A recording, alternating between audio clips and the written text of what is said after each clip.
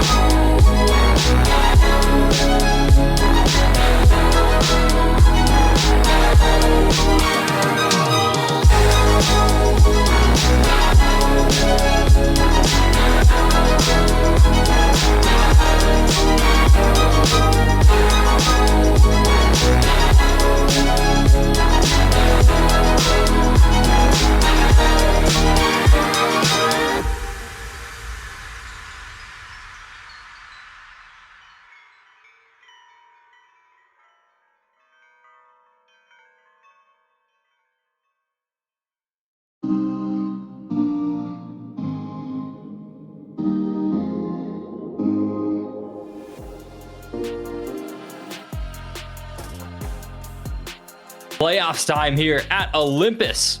I'm Halfling, joined by Fel. We've got a semifinals match, as that is what I'm reading there. Yep, Titan Olympus League semifinals between Mint 2B and Elysium Unks. And you have been excited. I know our producer Romeo has been excited to watch the Unks, so it's going to be a good cast tonight. Yeah, I'm hoping so. I need to have some words with Sems after the season, why we didn't get any Unks. It's been my favorite team that I haven't seen play at all. I don't know any of the players on it. I just love their names. So I've been super excited to have this one, and I'm ready to go. After last week, watching that domination that we saw, I don't think we're going to get that again. I think that now that we've gotten to the semifinals, Mint 2B is the last rallying cry of Group A here, right? And they're the ones that are holding down the fort now. So Group B has completely dominated this. I think 2 3-0s were like Genesis also got 3-0'd. So it's time for Mint 2B to try to hold on to this. But I'm gonna be honest, I have the bias. I'm hoping for Unks this week. Hoping for an Unks win here, and kind of looking across, they do have a very daunting task in terms of taking down Mint 2B. Simply because top laner Cali G did end up winning Rezzy's award for the MVP, so congratulations to them. That's the closest we'll have to the MVPs for the foreseeable future until they do the entire one officially. So for now, storyline Cali G MVP, that's a pretty big candidate that you got to get through. Yeah, it is. And I think that Rutenium is going to have his issues up in the top. And this is something that you and I talk about, like, it seems like every week that or at least that I want to see, is I want to see the jungles focus top lane. It seems like in Olympus this season, it's like there's some sort of disease that's up there. Like maybe it's the Taco Bell lettuce that's sitting inside those brushes that they don't want to go and they don't want anything to do with. I want to see Caxi, I want to see Guster Posey heading up there and trying to get this up. And especially if you're Guster Posey, because Rutenium, from all accounts, is going to be a little bit behind Cali G as far as the the skill dependent matchups. So getting him up there, getting him into a comfort zone, getting him a lead where he can't just die to like bad play or just like Cali G just popping off, I think is huge. And if you're Caxi, if that's going to end up being one of your win conditions, we know that Angel and Raze is super good in the bot lane, and then I think mid lane probably Naysayer being a little bit better for Elysium than Chef, but like both of these teams should want to get their top lanes going, because I think that that's going to be the win con for at least the first game or 2 games, because as you're feeling each other out, top lane is one of those lanes where if you can get it going, it's really hard to react to a dominant split push, dominant, teleport coming in for the flank. And so that's where I'd like to see this series kind of go, at least in the beginning. Mm-hmm. Need to see that transition period too, as both the AD carries top rated in pretty much anyone's books, both Angel and Dilly, in their own specific play styles, being very skilled at what they do, making it this far into the semifinals. They have a lot to prove here. I was kind of looking through the stats and the players, and Angel, if you haven't been caught up, you maybe haven't been seeing the Mint 2B games, not paying attention, which kind of hard not to, but it's our own little Olympus Jackie love here, going a little crazy, being a little aggressive, having a lot of fun here. And I love professional comparisons. I think it's like a fun little part of watching like collegiate level sports. You pick up your favorite people, you name your favorite pros. It's what people like to do. And so I was kind of digging into my bag of tricks for Dilly, who is a little bit more of that reserved player, gets you into those team fights, but has the ability to pop off there. And that screams that like JDG 2022 hope for me. So, Jackie Love versus Hope back in 2022 was a fun matchup to watch, so maybe they could do that here and give us our own little LPL showstopper here. But another player that we got to watch out for specifically is Naysayer. A little bit more comfortable in those mid lane matchups compared, but they're really that top side stone boulder, I guess, in the mid lane that has to try and transition any lead that they can get. So that's kind of another spot that you have here. You're asking Guster Posey and Caxi to try and gank. I'm looking at Zed and Naysayer as like another obvious target. It really is just kind of let the bot lanes do their thing. Let the bot lanes kind of fight. You watch them, you have fun.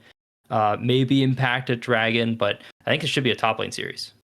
Yeah, and I agree. And like when you talk about Angel and you give that comparison, I know I'm showing my age here, but this is along the lines of me rooting for Unks. That screams Wild Turtle to me, right? Somebody that could pop off, but always got caught out in the top lane without their support or whatever. But also was like, hey, it took four ults to kill me, and then TSM would somehow like make good use of it. So yeah, so that's kind of where I go. And then for the reserved, I don't know. I don't watch enough pro esports anymore to give a good comparison. But it just made me laugh as soon as you started talking about that. I was that. And then yeah, like I was saying earlier too with Naysayer, and I know that you put this out doing the research and putting it out in our pre-talk thing, is that like having him get a lead and then roam top, it still screams, like you said, like it screams top is the answer here. Both of these ADCs or both of these bot lanes are going to do their thing, and like top lane is where all of the attention needs to go. So I think that yeah, Zed's gonna have their issues trying to deal with Naysayer. If Naysayer gets ahead and then starts roaming top, like that entire trifecta of people is going to be what takes over if Elysium Monks are going to be able to do that. Now, I think that Min2B obviously throughout the entire season have proven that they are 5x5, probably the best squad in Olympus, and that they work so well together and they have such good vibes, and they're able to just kind of like mesh and make all these different kind of team comps work is going to be the biggest hurdle for Elysium to come over. I think that the fact that they can basically play kind of anything and play it to a level that's better than their opponents is exactly what Elysium doesn't want to have to run into, but it is something that they're going to have to get over, and they're going to have to try to figure out how to beat those. Yeah, another way that you can kind of look at it too as the Unks is there are times where if you can just create chaos and thrive in that chaos, that's definitely a way that the Unks can kind of get out of this, is if you can drag a team like Mint2B down into the muck that is like some solo queue League of Legends, play fast, play loose, foul a little bit, have a little fun with the game, but just taking very calculated risks and not necessarily just playing back. Because I think I do agree with the hands in terms of Mint2B. If you try and play honest, you try and play by the textbook, show up at these objective timers, don't do anything without mid lane prio and hard vision prio, I think Mint2B is just going to beat you pound for pound. So I do agree. I like the idea of chaos, and I know you also love the solo queue games too. They're fun, and they can definitely stress some people out. So hopefully they can kind of thrive in that chaos. Because last time these two teams played, 2-0 for the side of Mint2B. The Unks have had a couple big wins, specifically last week in the playoffs against LG Crusaders, who was the second seed out of Group A. So Group A definitely a little less one-sided, but that could mean the parity was great. LG looked phenomenal for most of the season here, and they were one of the only teams from Group A that could kind of gameplay-wise have a shot at MMS, but MMS were just too clean at the end of the day. Yeah, and that's just kind of been the thing, at least this season, because I think for the last two, I know last season when Malco and I were doing Olympus, that it was just all Group B. Like that was it, right? Or it was all Group A. Like it was all one group that just kind of dominated the entire playoffs. And so this year, at least we have one, right? And it's MMS, not Min2B. I said that wrong earlier. But yeah, it definitely was more one-sided in Group B. I think that Min2B during the regular season just completely cleaned up, obviously being 6-1, but also I think that that also gives you a little bit of either too much comfort. We talk about this all the time, you and I, about like after like a big win where you just completely dominate, and then the next game it's like, what happened to the team that was there? Because like now you're getting stomped on. So I think that maybe that could lead to that, but Min2B seems very disciplined. I don't think that's going to happen, but it is something that also Elysium maybe comes in with the chip on the shoulder as we do get into the drafts and bans. Here for the side of Elysium, we do have Gwen, Amumu, and Senna banned, thank God. And on Min2B, another thank God, Ziggs. Really? I know. No, I hate that meta. I hate to just sit back and... You hate your AP bot laners. No, I love AP bot laners. I hate You just hate Ziggs. You just hate artillery mages. Okay. That makes sense. Like, they're very frustrating, like a Xerath. Now, not quite your standard artillery mage, but Ezreal and the other artillery mage was very annoying to play against. Mel going to come on out. Mel a little more loose than that Ezreal in terms of where she can go positionally. And I do see the Swain ban as a plan outside of these two mages to really go close range here from the side of Min 2B.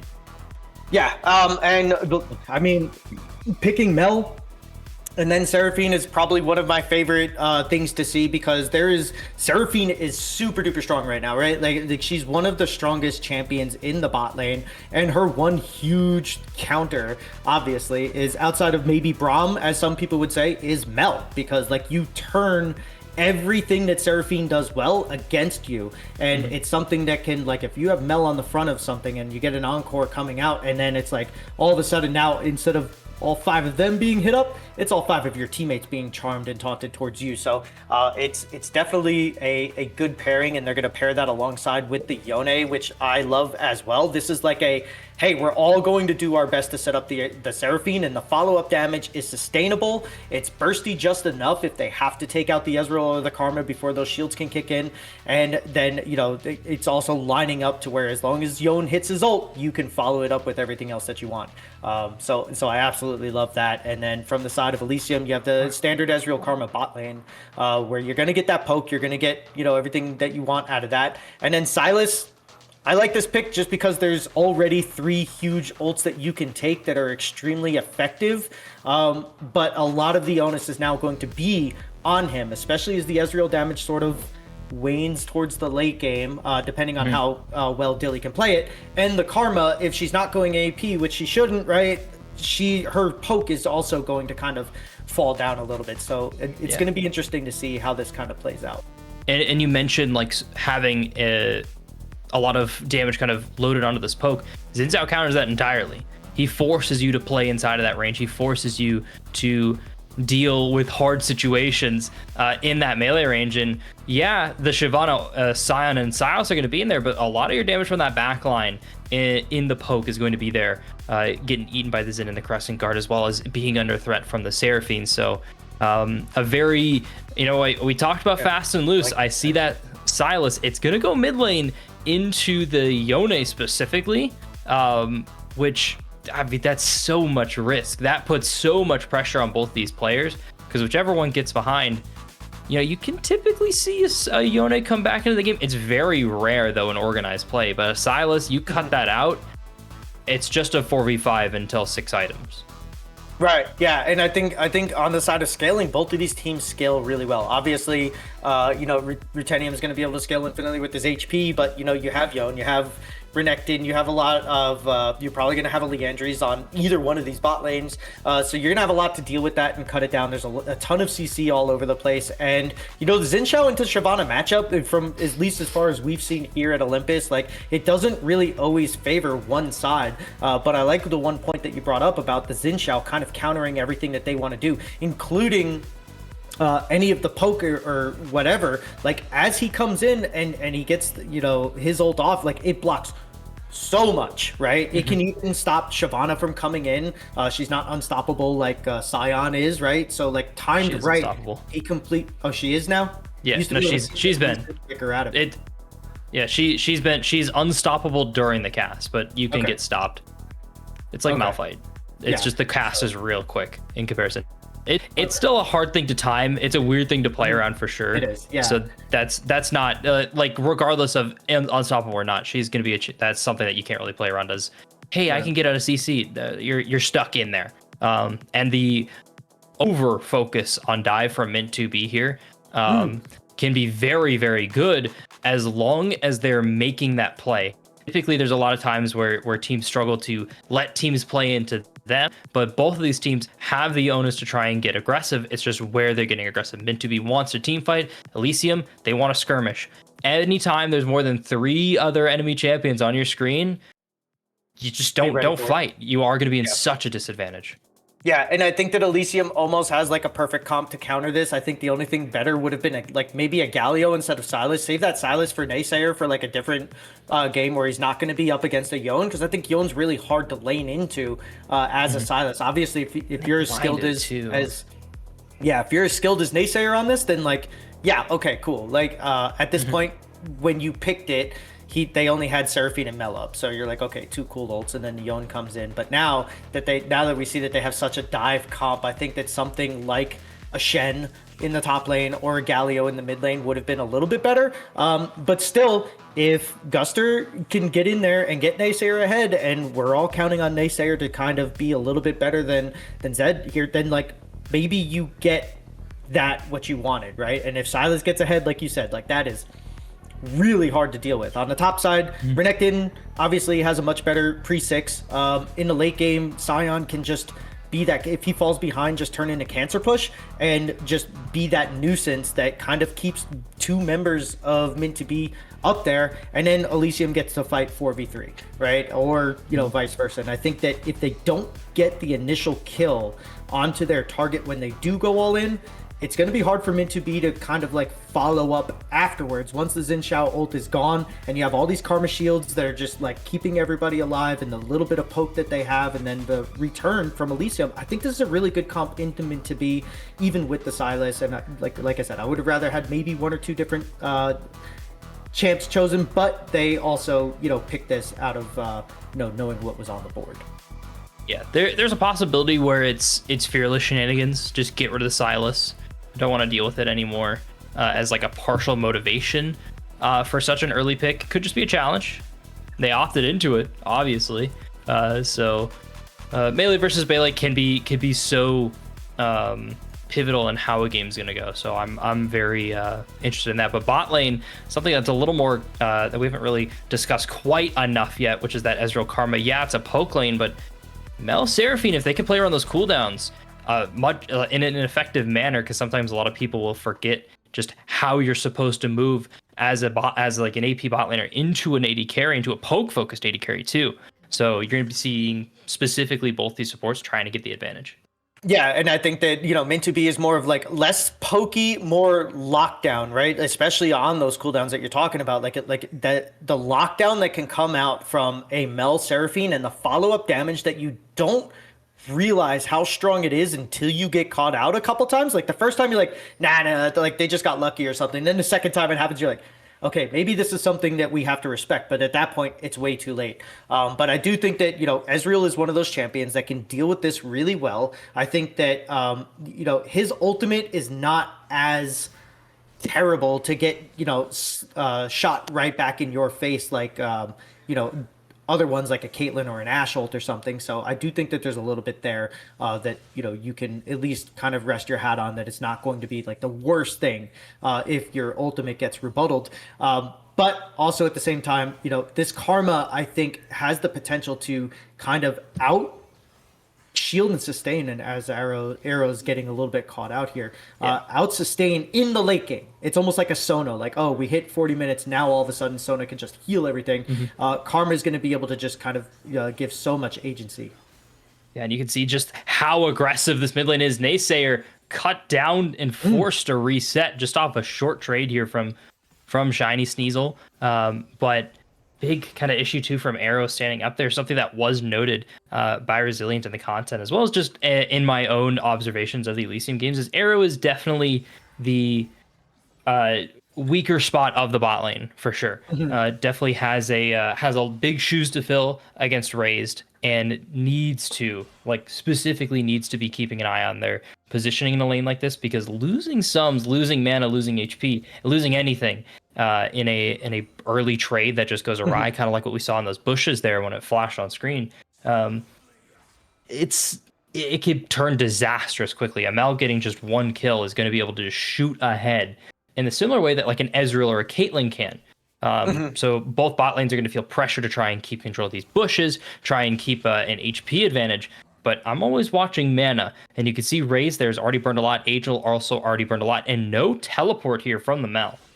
Yeah, no, there's not. But I think that, you know, with the, and this is something that has, you know, as somebody that watches a lot of videos on how to get better, is they always say just like shove, shove, shove, and then use the cheater recall, right? Oh, as mid lane. It's close.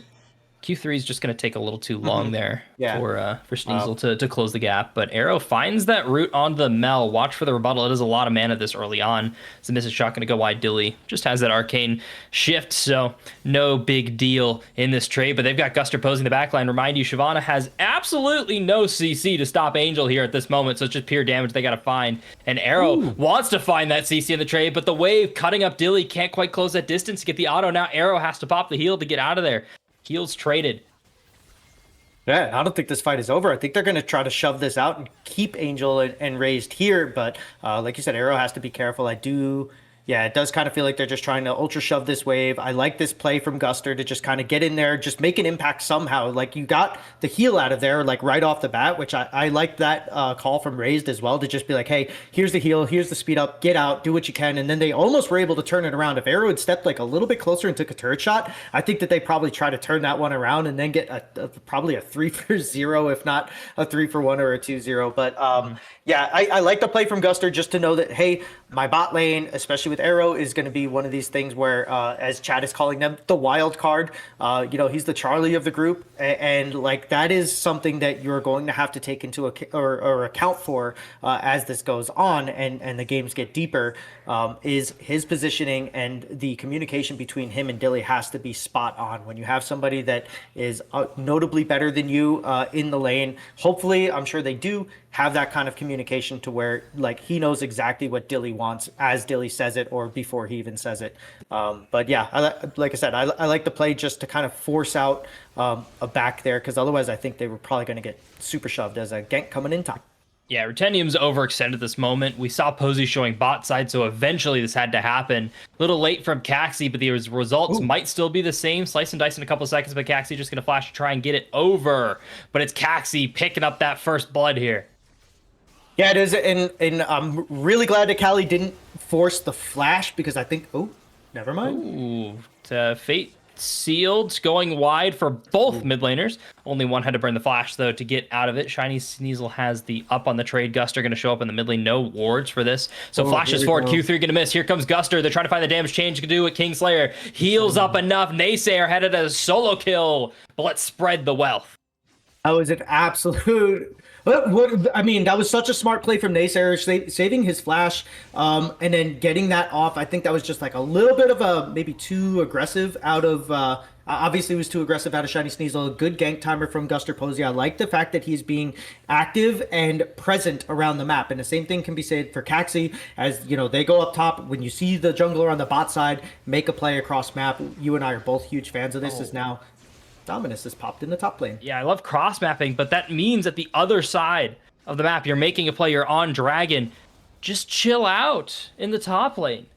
Just take a breather. You don't have to push. You can give up probably a Scion as well. So just a big mistake, honestly, from Rutenium.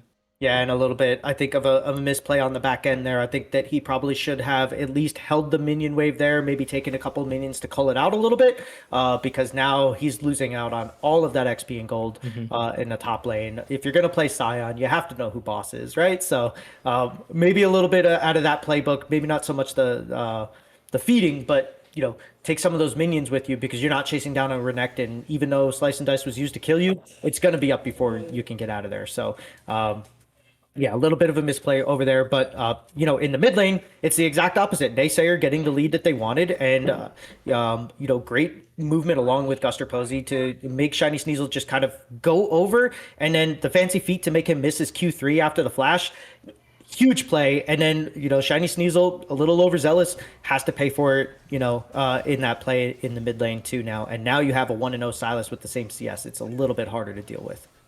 Is a little harder to deal with, but that's difficulty right there. Always going to be damage. Yep. Yeah, you can keep ringing the bell here, because the bell tolls for Rutenium already showing up. Is Caxi going to just get this gank off? Decimating Smash finds too. Rutenium wants to try and beat the odds. They've got Guster Posey showing up. Flash to get the fear on Callie G. First target to get burned. Rutenium can't quite get that Decimating Smash finished up. The zombie form able to trade back this play 1-for-1. Yeah, and I like that. I don't know if it was intentionally given over to Ruthenium, but I do think he needs a little bit of that because you're down 20 CS.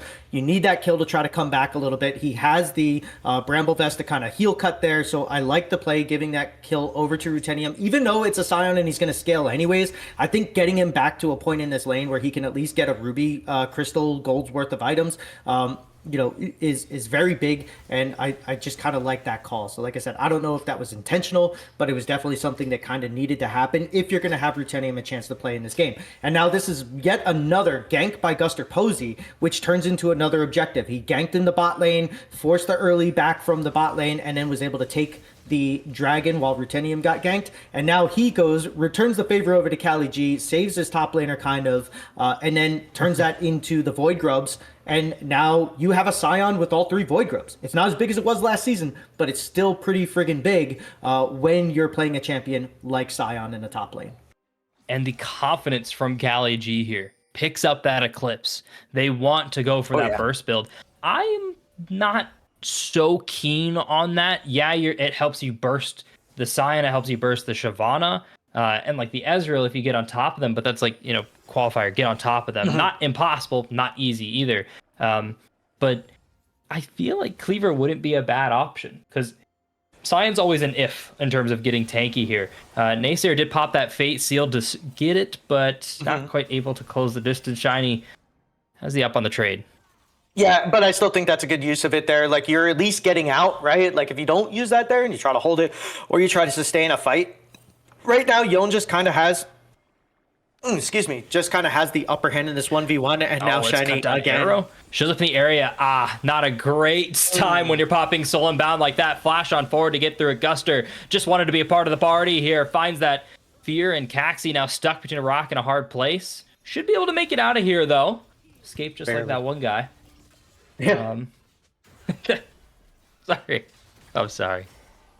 No, you're good. Yeah, and I like this call. Bringing up Arrow over to the mid lane. Naysayer has been kind of getting a little bit of mid diff here on his own. I think that's just more of the matchup than anything. The Yone is extremely hard to play into, especially this early on, as we're going to get the replay coming back here. But Arrow coming through, getting the lockdown. Shiny Sneasel still does an amazing job here. The Flash Encore doesn't work because Shiny had to go back. If he had stayed in his extended form, maybe that gets out. Caxi just barely misses Naysayer on that. So that's an unfortunate, because I think, even though you would have paid with your own life, I think getting a kill over to your Xin Shao and getting him to be 2-1-1 is a little bit better, especially since the Sundered Sky is, already completed here. And then, we're going to see this Eclipse kind of, like you said, it is going to help burst and everything, but I'm going to be interested to see what he builds after this. I think for the lane, it's great. You're going to be able to keep up the pressure, and you're going to be able to keep, Ruthenium low on health the whole time. So anytime that you have a gank coming up, it's pretty much as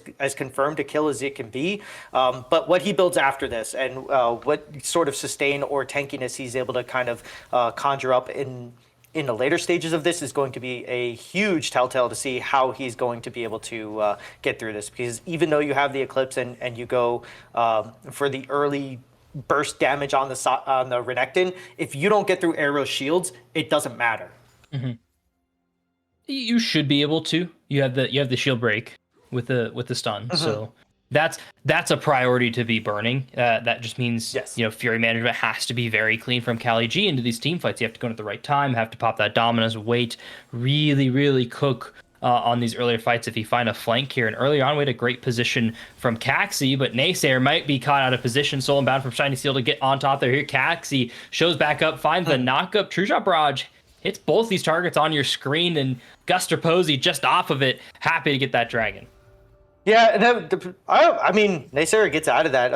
I think a little bit fortunate to kind of get out of that. And I think the True Shot Barrage did either more damage or more mentally to them than what was expected, because it didn't seem like that was going to be something to dissuade them from actually going in. Maybe they didn't know where the rest of the team was. But yeah, I mean, I guess it was just enough damage to get them to say, okay, never mind, let's pull off of this. But I think that could have been a dead Naysayer had they stuck to their guns on that fight. Mm-hmm. He had the Xin Shao ultimate, but he also had tagged Xin Shao, so he wasn't going to be able to push him up. That's the Encore. That's Arrow just locked up for a century into the grave. Yeah, that's one of those unfortunate. You cannot line up for the Mel followed by the Encore. And I like how Raised and Angel kind of sat back there. Actually, we're going to get some action up top here, so I'll wait for this to go and then we'll Maybe go. they're just gonna force this push. Guster's off to the side. They don't have a great idea where Guster is. Guster just kind of saw a flash of Caxi there, so they understand that they're making sure this wave crashes. They're trying to get Cali G maybe to swap. They could be looking for a possible lane swap into this Herald. A little early to do that, but not a bad time at all. If Cali G does start deciding to hit this tower, that slow is going to go wide from Rutenium, so this gank has to wait. Yeah. Nope. he keeps sitting there. Yeah, I know that frustration as a duo jungle top where you're just like, oh, it's good time. No, it's not. But what I was gonna say is I really liked Angels and Raised positions there on that where you have the Seraphine. Normally you kind of want to be, like parallel with your as an exhaust pop. That's the exhaust pop there from Sneasel, but should just be out of that. They've got the Seraphine in the lane. Both supports roaming up just to make sure that this is going the way they like to. Top laners are dueling it out, and it's looking closer than it actually is. Just looking at that tower HP, you can see the 5 plates still up there for Cali G's tower, so not at all in danger of a like a bad play, I guess is the best way to say it. Not at all in danger of like, oh, if I die, like the Scion isn't going to take the whole tower. Whereas if the Scion dies, that's a full tower. That's first tower for Cali G. 130 farm, averaging that 9 CS a minute marker, which is doing the same thing too. So we're going to see these two juggernauts in these team fights really get out of melee range.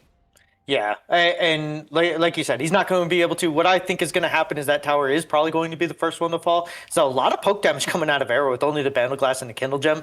So that's a little bit more than I would think is going to come out on that. Yeah, like that tower is going down. It's a foregone conclusion. You don't have the mana to sustain.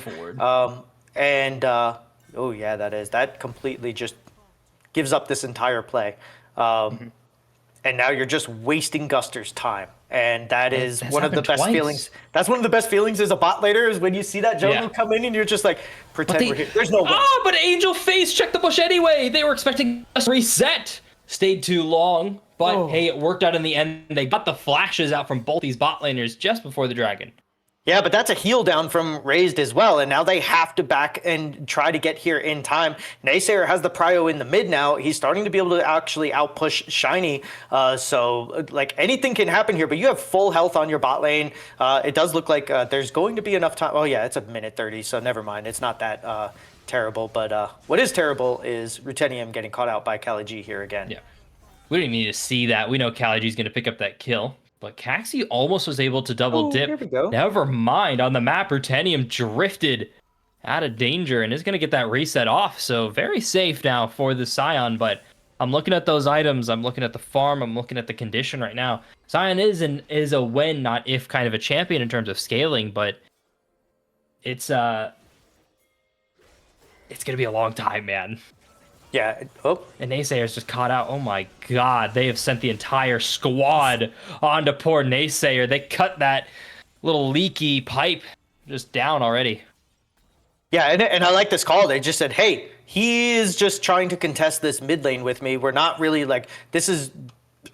I know it's not as egregious as like a Lulu in your tier 3 territory, like at 30 minutes where you're like, this is illegal. But to an extent, that is like, it seemed like one of those calls where they're just like, hey, we see this guy, he's contesting this mid lane when Dragon is about to be up and like, we want to take this. Let's just go. Is now Rutenium is going to come down to the bot side and try to help with this Dragon and just kind of like concede that Renekton. I think letting that tier 2 go probably isn't even the worst idea, just because you aren't going to be able to protect it, but you will be able to protect a tier 3. So I kind of like this call from them, but they also have to make sure that they get this dragon now. Otherwise, this play is all for naught. This play is all for naught right now, and they understand the pressure. They have to force this fight now.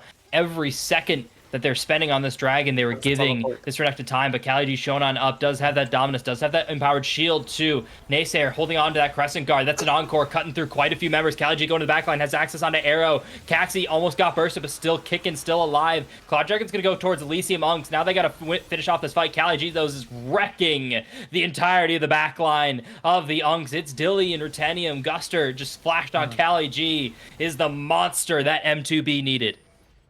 Yeah, this is the top diff coming through for game one, at least. Cali G just showing how strong he can be when given a lead. And this all goes back to what we were talking about during draft. Caxi or Guster have to go up top and make this work, as we know that the top lane is going to be the win con. And Caxi made it happen. And so far in this game, 16 and a half minutes in, 17 minutes in, that's what we're seeing. I like the call from Ruthenium, as we were talking about before, or from Elysium, to kind of force out this teleport from Renekton. The whole point of this, though, is you need to get this dragon, and they do.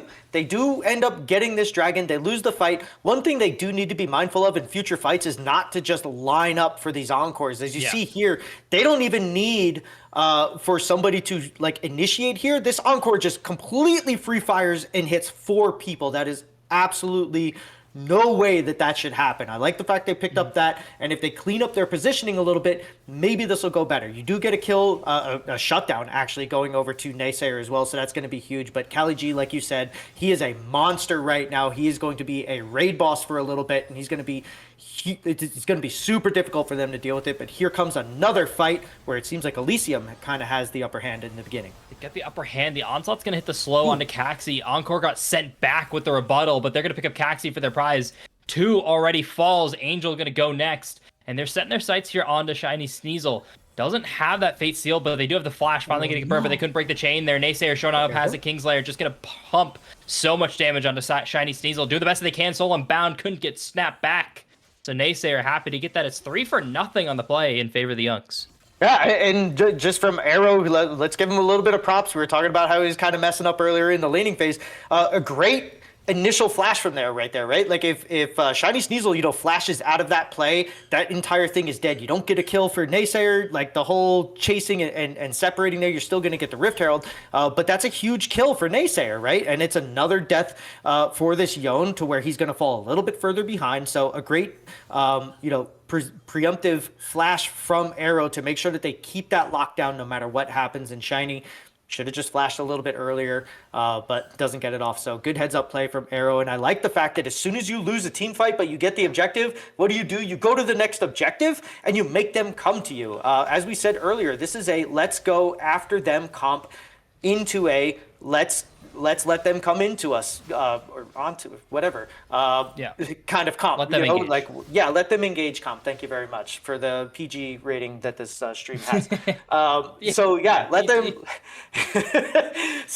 Let them engage on us, and that's exactly what they do there. They make sure Renekton's on the bot side. He's not going to be able to get here. We have the numbers advantage. Let them engage. Let's turn this around. They get the Rift Herald out of it. They're going to be able to open up the map before the next dragon fight, and you get a little bit of extra gold on top of it. So well played by Elysium. This game is only 1.7k gold difference, or about I guess about 2k gold difference here. So it's still anybody's match to have. But when you look at the objectives, Elysium have the Void Grubs. Elysium have the first 3 dragons. Elysium have the Rift Herald. That could end up being something that Mint to be have to overcommit to make sure they don't get the soul, or you put them on Elder Dragon way earlier than they expected. So I like this play from Elysium. Even though they're not winning everything, they're making good use out of everything that Mint to be is kind of giving them. And that Herald's going to be a great timing too to help on top of that, just like you mentioned for that dragon. But I think surprisingly enough, with this Scion in the position that they're in, with this Siobhan in the position they're in, they actually have the possibility to also look towards a Baron.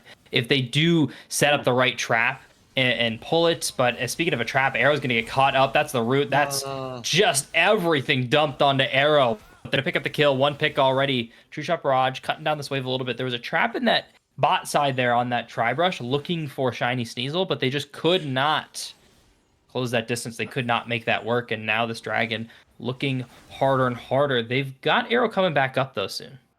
Yeah, they do, and I mean they'll be up sometime around the time that the dragon comes up. But I think you concede this one potentially. I would have liked to have seen Scion kind of take that the Rift Herald. I don't know if that was a possibility or not, but I think here you get a free tower. And a little bit of extra gold into your scaling top laner while you give up a dragon when you already have 3. You're still on what is going to be a Cloud Soul point, I believe. Yep, Cloud Soul point. So That's huge for both of these teams. Obviously, you want the movement speed, you want the increased movement after the ult and everything. So Cloud Soul definitely good for both of these teams. I think that it kind of favors Elysium a little bit more. Maybe Caxi, and Kali G benefit a lot from the post ult that you get, but putting them onto this. Second is Brave. That's going to get tabled. Caxi just gets blown up here. Crescent Guard burn. Able to flash over the wall, and good route there from Angel. Keeps any follow-up kind of tempered as of now, though. The Renekton looking to get on the action. Couldn't quite close the distance and got spotted. Yeah, he did, and I like the fact that they didn't overcommit to that. They got what they wanted. They got the flash out of Caxi, and now you have a little bit of extra priority coming into this Baron pit. The only problem is Shyvana's off ult, but so is Xin Zhao. So maybe this is something to where they can try to pressure. They send Sion over to the bot side. He does have teleport to kind of join this, but this is another one of these things where I think that you just kind of flirt with the idea of having the Scion with the potential to split, and then you transition that into him actually just splitting and you holding off on that until you can force the teleport out of him, as Kali G is going to kind of match this now. But Rutennium is getting to the point, I think, where it is going to be extremely difficult for Renekton to kind of deal with him and to be able to actually stop him from being able to get this, split push that he wants. I think both of these top laners now command 2 people if you want to take them down and stop them from what they're doing. So it's pretty huge that a 2-4-2 champion is kind of garnering that kind of pressure, right? So both of these top laners in very good positions here. Renekton's still able to kind of push in there. I just think the ability for him to kill Rutennium, which is going to be tested here, is a lot lower than what normally you would think. It takes so long. Like, yes, this Renekton has a lot of damage. Yes, you can stop the decimating smashes, but just to even get close, you have to be at the very limits of Renekton. So even in that exchange, yes, got the tower. Yes, had a great trade, and like all is great in the world of Kali G here, but Rutennium's still kicking, still farming, still doing okay. This is all a part of the plan here for the Unks in terms of just getting the Scion fed. But when you stick around this long, it's obvious that a play's happening. They're going to find the onslaught there. Kali G has to flash the chains, able to do it there. Here comes Gutter on the side of the fight. Kali G, you have to find a burst here. 1 versus 3. Eyes are going to set towards mid lane or the Baron. Kali G holding them off for so long, finally able to pick it up, but now it's looking like mid lane, and they're just able to find that route on an arrow. Alcor, Bird, flash into the tower. They're trying to find the damage. The knockup arrow is able to get away, but the Golden Eclipse says no. The door is shut. It's 1-for-1 on the map.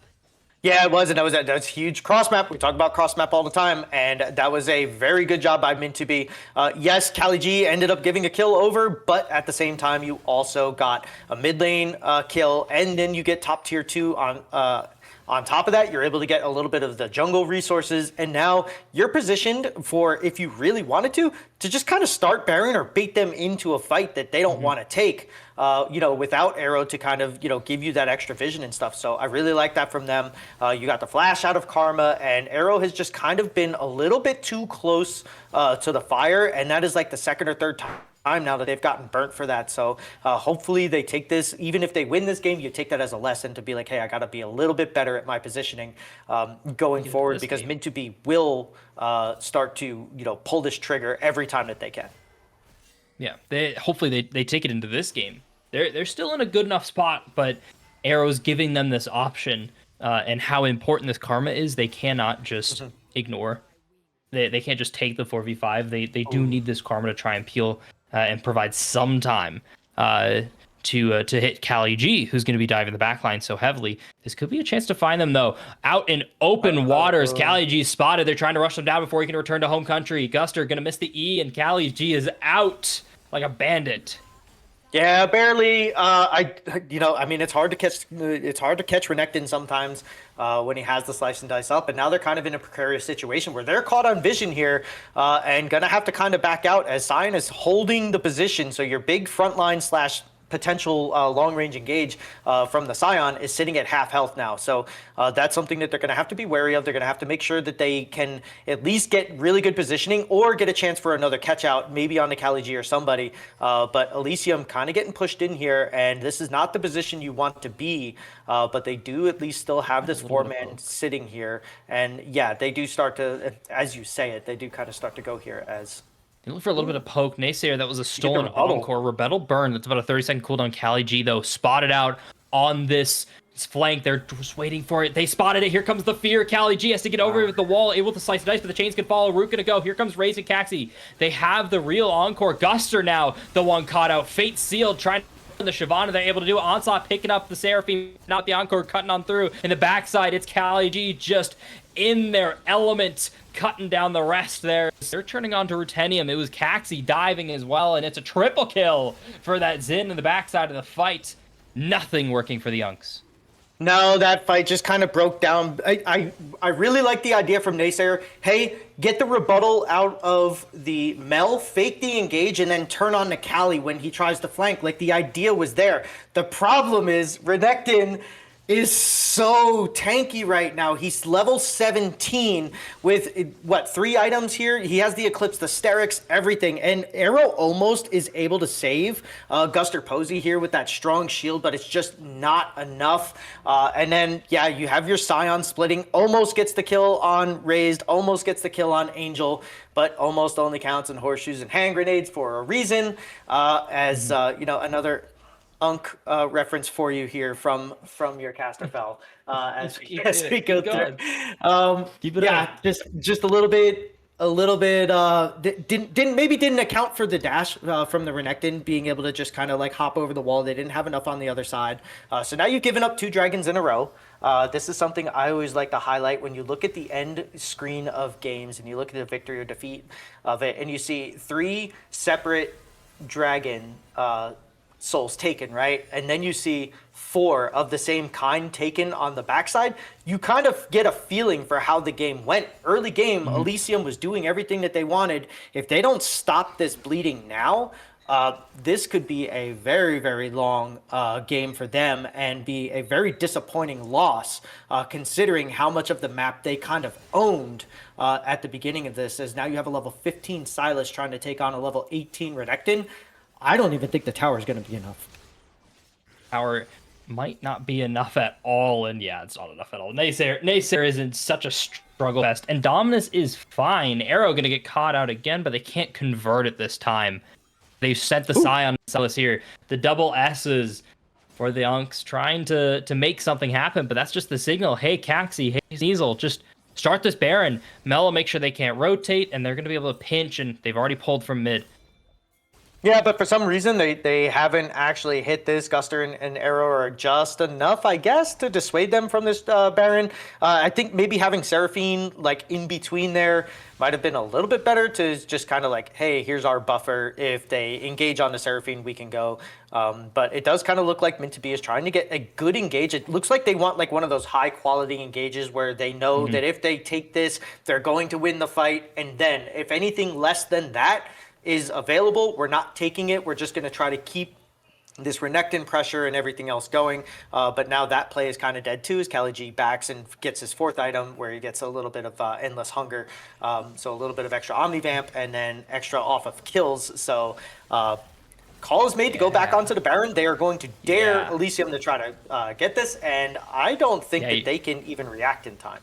I don't even know if they know. Their hint is that the Renekton is mid and Scion is unanswered here in the bot side. They should have gotten it now. Finally, the things come on down because they're going to check with that Trinket Ward, but it's already 7k, trying to close the gap. But Shyvana was on reset. Arrow and Dilly just looking for that True Shot Barrage to steal, and they're not able to do it. The rebuttal stopped any dreams of the Unks contesting that. Yeah, it did. And I mean, that's just, what a solid call. And right before that play happened, we said they're going to look for the high quality play. Anything else, they're not going to go for it. They move Renekton over. Elysium doesn't answer or respond. They keep Scion up on the top side there. So great heads-up play from Min2B. And now they have a Baron-empowered level 19 Renekton ready to just kind of push. As now Ruthenium looks like he's just going to try to maybe try to get like 2 waves at the same time. Or he's just going to try to waste time here. Pull Yone. They have to fight this. The Unks have to do something. There's 3 in the base. Like, something's got to happen, but they're just taking crab. They're taking crab and resetting. That's a yellow card on the play right here. I'm gonna be so honest. That's actually like crazy. You can't be doing this. I I don't know exactly. Maybe that was just like a lack of communication. Hey, I'm just gonna go in. This is what I do on Scion, where I just garner Man, 3 people to back screams in your and answer ears. me. Uh, I don't know why they didn't pull the trigger while that play was going on. I think they should have. I think that Guster with ultimate ready was enough to kind of say we can take on a Just force the fight. what was Just it, do it. Melon Zinchao, but It instead, was Melon yeah, Seraphine, I think it was just them. Caxi was yeah, answering the dive bot okay. side, so Yeah, that's just one of those weird ones. I think maybe Elysium got everything that they were going to get out of this game, and now they're just kind of like, eh. I don't know. Yeah, that that's would be just a so sad. that was just kind of a weird thing for that to happen. Is Mhm. Arrow once again getting a little close here? Okay, now Rutenium's here. That's what you want to do. That's an endless hunger for Cali G. Once they start going through these team fights, they're going to be so scary. You can see that burst on Rutinium. That's their entire front line cut down, and Fate Seal just going to go 1-on-2, but Dilly's still taking a bunch of damage. Did have to pop that redemption early. Shiny getting ran down by Guster. Onslaught going to miss as well. Naysayer has that hijack and picking up the Encore. Big team fight ultimate still available for the side of Unks, but they've burned 2 key ultimates already. And one burn? Yeah, one burned here for Mint 2B. So they're pressuring around this tower. They're trying to take it. They've been wanting this for so long. Crust plus the Arcane Flux, not enough to even try it, let alone The even get Encore the tower. misses So Seraphine as well. it's just posturing. It's Angel. They're so scared of the poke. Coming out of this Mal at this moment, they're scared of Kali G making a flash engage. They're scared of Caxi looking for it. Caxi's isn't even on the map. Caxi's doing the dragon now, so that's going to be a sole point now picked up from Mint 2B. It's them just choking out the Unks options, and they're just playing without the right information. Yeah, they are, and it just kind of seems like Min2B has hit that point where they're just like, okay, we've been here. This is where our team fight. This is where our communication. This is where our comfortability with our composition is going to come in, and this is where we are going to do what we do best. As a pause is going to come through, Man. but they have completely taken over all the momentum in this game, right? Like we just see everything going either Elysium's way with Min2B making plays and it's all cross map and it's back and forth and it's this and that and it's like, hey, he's doing good, hey, he's doing all right, this, and now all of a sudden Min2B has just been like, okay, since Dragon number 4, this game has been completely Min2B sided, and it's impressive how they have completely sucked the air out of the rift for Elysium. And it just seems like they are completely in control now. And like you said, it seems like Elysium is kind of scared. They're scared of Callie. They're scared of Shiny. They're scared of Angel with, and then obviously you have to be scared of Raze when their ultimate comes back up. Like that was a whiffed, that was a whiffed encore by Raze there right before the pause, and there was no countering it. Like that's a huge engage ultimate that I think that Elysium should have taken advantage of. But like you said, they just seem like they're playing a little scared. It seems like they're forcing this mid lane turret to be such a high priority that they have forgotten about all the other objectives on the map. Like the last fight before the dragon started. Yeah, the last fight before the dragon, why'd they get caught out? Because they tried to engage in the mid lane to get that turret. Then they turned on to Kali G, overcommitted to him, and then went. And it just seems like since this tier 1 has been sitting here, this is like the MVP of Mint2B because Elysium have spent so many resources trying to get this. At this point, I wouldn't even hate them for just saying, okay, screw this. We're going to go for a 1-3-1 and we're going to let the cards fall where they lie. Let Scion go up against Renekton to where he can finally, or maybe eventually scale and just shove waves out and then make them kind of get you into a good position of numbers to where maybe now you can get the tier 1, but it just seems like they're just sitting here around this, like ARAMing it for I don't know. It's like the whole thought process just. And to kind of call back to something you mentioned Mint2B suffocating. They're suffocating the Unks. And I think that suffocation is self-induced by the Unks. If you kind of look at their draft, their best engaged tool is an errant chain or a really, really well-planned onslaught from Rutenium. And like that's just not a reliable engage tool. That's not your Alistar combo. It's not Solar Flare from Luna. It's not even a hook from Nautilus or the depth charge, the ultimate from Nautilus. That's not these clear and obvious engage tools. Whereas you look over at Mint2B, everyone's got something.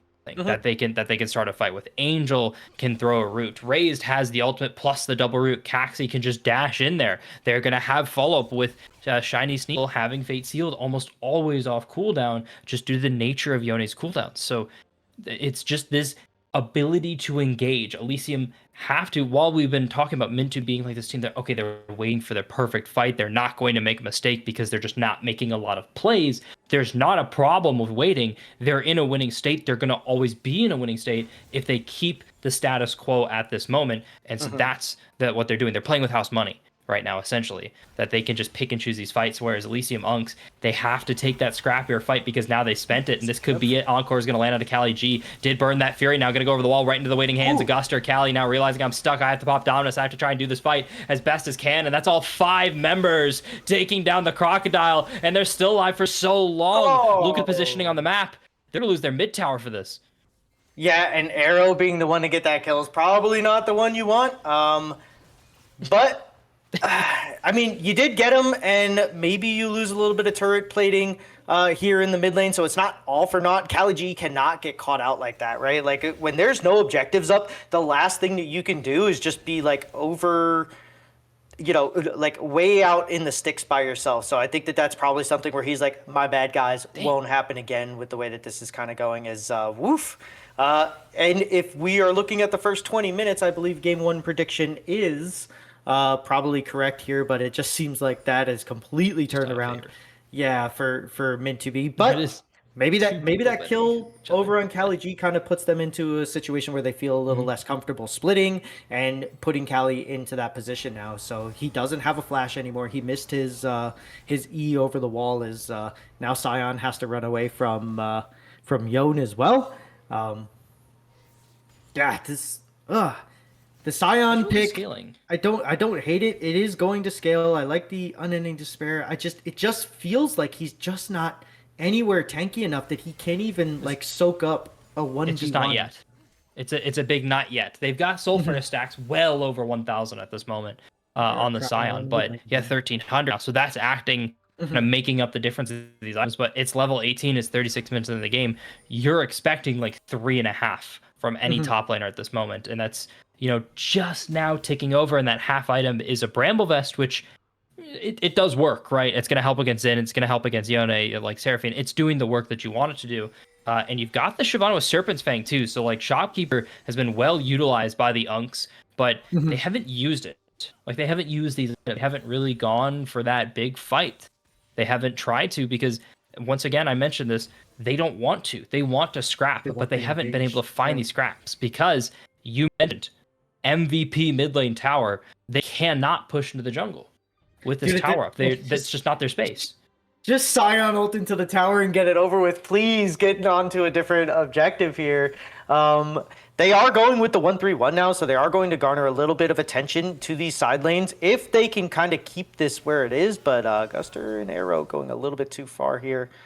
Don't end up paying the price for it, but I would say just you've put so much into this tier 1, go get this while they Baron and get Sion to take that tier 2 in the bot lane, and then just try to keep these waves ahead of you. As now we do at 37-57, do get the tier 1 turret destroyed, and now you might even be able to set up for a 50-50 or get the tier 2 for the mid and the bot lane, and they now have made a great, I love this decision as long as they don't get caught. Huge decision from Elysium Monks to just finally take the game into their hands as they get 3 turrets for a Baron. Yeah, they get 3 turrets for the Baron, but now they have to defend their base against this. And that's just so hard, right? Because look at where you are. You're on the wrong side of the map. Min2B just have everything they want to do. They got these towers. Look at that top bot wave too. It's putting in work on this bot tower, but you're just gonna be losing so much. Minimum, this like both these mid towers are gone. Correct? Like, it has to be. I refuse it to not be the case, but I'm just overestimating Mint2B's siege right now, because once again we're back to this point. They want the perfect fight. They know they could dive that tower. It's a 50-50 at best, but they don't want to take that risk. An onslaught for Rutenium. Man, I've seen a lot of players hungry for a fight, but Rutenium is looking for it so much. Yeah, and then no Shiny Sneasels on the outside. Good on them to not over engage here by Elysium. I think that if they try to, use the onslaught or try to get that engage from themselves, I think that they kind of screw themselves. So it's good that they didn't do that, especially with Shiny just sitting in the wings here. Now both teams seem like they don't really have a plan. You're right, Mint to be just kind of is like, we could maybe, yeah, we're trying to get this perfect fight, but now it's going to be a 50-50 for this dragon, or it's going to be a forced fight. And if either team over engages and doesn't get what they came for, this could be the end of the game fight here. Chains found Cali G. That could be more than what they want. They have to burn this crocodile and they do the best. Naysayer couldn't even pop the ultimate for the crest guard. Here comes the Siobhan in the back line. The CC there, but the tank not at all. It's the dive that went awry here for the Unks. They made the mistake. They felt pressured and it just didn't work out. Mint2B are going to clean this up. They've got all the tools they could ever ask for to end a game of League of Legends. Oh yeah, they have the Baron Empowered minions, at least probably until the end of this. This is definitely going to be, they're the first victory. You have 30 seconds left on the Scion. Yeah, or the Ezreal or Silas. So yeah, they're gonna get this.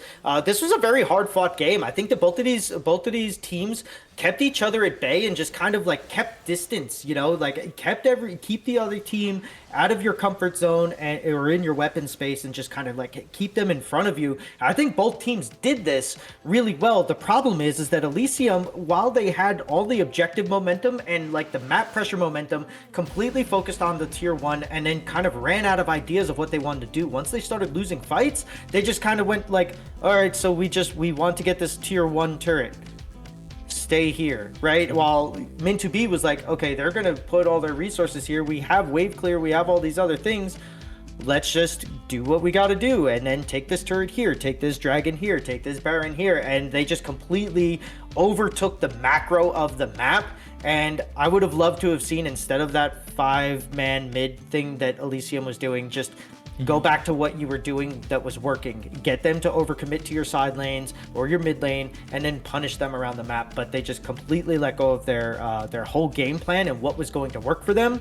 And Min2B took advantage of it. So good on them, because they had a game plan, they stuck to it, and Elysium had a game plan and they let go of it, and that's the result that you get. Yeah, letting go of the game plan was definitely a big issue for the Unks. At the same time, too, I don't think those side lane plays were working that well anyway.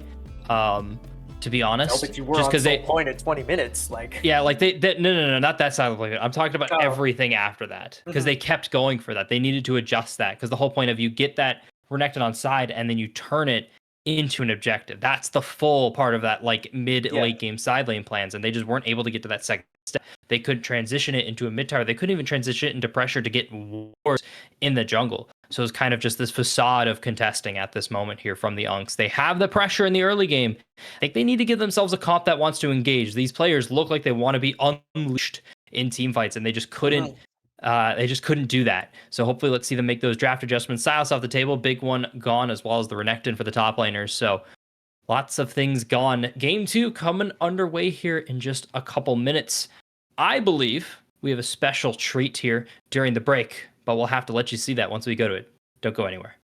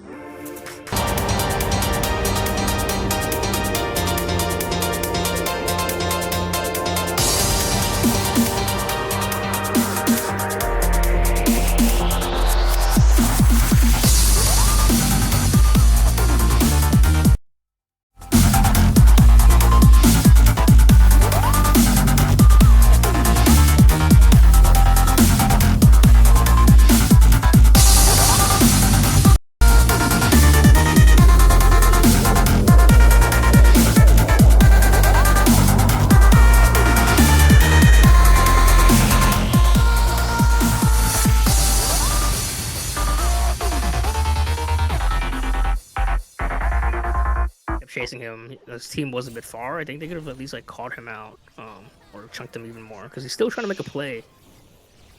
Nautilus hook and R committed onto Seraphine. Seraphine R's and Rezi's gonna ulti in though. Or I'm sorry, Duddy. My fault. Why did he just walk into them after? Okay.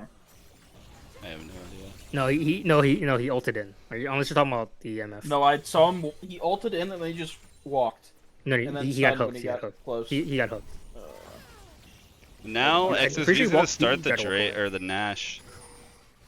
Goodness gracious. Sin Yeah, I mean, they wants need to be careful Yeah, playing- Sinja doesn't have ulti. Clutchy has ulti and the Renekton has ulti. MF has no mana. I don't even know if she has mana enough for to R. She might have just enough, but that's about it. There it is. Maybe R right there. Yep. Yeah. It stops it. I But mean, stops the Baron take. I mean, that's a greedy base from. Icarus has to be MF. careful. It's not at Rezi all. is going to be leaving here. Really nice combo from the Syndicate side. And they actually Oh, shut down the nice Renekton! shutdown. Really nice job. Nice play from Solomon. Gets his first kill on the board. We like that. He needs the gold injection too. After Mhm. not having the best lane. He has caught back up in CS after being down from the lane phase. Rezi's gonna get his base stopped by Frost Yeah. here. Killing the Renekton, killing the Kiana, that's nice. I think what they need to really shut down on is this. They are gonna look Canal. for her. Duddy almost Yeah, in I mean, range. two for item- the W. 2 items, both stacks on the Dark Seal. Like, she will be pumping. The next cube will deal a lot of damage. Next dragon's 40 seconds. Sin really has to get in position for this because they do not want to give the soul to them. Honestly, like, with how squishy their comp is, I don't even think giving the Inferno Soul is even matters. Like, they're gonna one-shot you with or without the Inferno Soul. Like, it's nice if you get it, I guess, but at this point in the game, doesn't really matter if they do. Like, The bases more are kind of damage. fucked for Sin. Rezi's gonna be a little bit And that's what I late. mean. Yeah. And that's what I mean, because like if they commit to this dragon fight and they lose, right, and they get wiped, they can potentially get a lot here from top and bot, the XSV team. So They're probably even gonna the start dragon the feels Drake bad, on spawn. but isn't like a bad call, you know. Unless they can look for a pick here with Cassante Q3s and Sindri EQs. They're just doing the Drake though. It's 5k right now. They do see it. That's one good thing. They need to start pushing in if they want, but they got to be careful with the flank again. Sinja Because is Kiana here. is a tricky champ. Ultimate coming But he down might just be from caught her. here. Duddy might get Force the out of flash. this. Icarus moves him over. Rezi doesn't have ult yet, does he? I think he needs to just send He it. has R. Not all It's the too late CC's now. down. They There's already no, got the there's just no Drake. angle anymore. Flash forward from Frost. Yeah, I mean they're just gonna go straight for Baron now here. But this is like what I'm saying. They force the fight and they lose the fight and they're gonna lose everywhere across the map now because of it. They lose the dragon, they're gonna lose the Baron, and the Baron. They just lose everything. Hell for them to deal with. Exactly. That's why I think they just shouldn't have contested it at that point. They're just not strong enough. Just give it, just farm, push out the side lanes, and deal with the Inferno Soul. Because you're gonna have to deal with the Inferno Soul anyway. Now they gotta deal with the Inferno Soul plus a Baron, so it's just rough. I think Duddy's gonna ulti in. Duddy He's is gonna trying try to for the he's going hero in for play. the hero play, but he gotta win it a bit early. He might trade on top of the Mel. He lives with about 25%. Maybe if he had another they member lose with two him, Baron. but I think the ult was just a bit early. He probably just didn't expect that.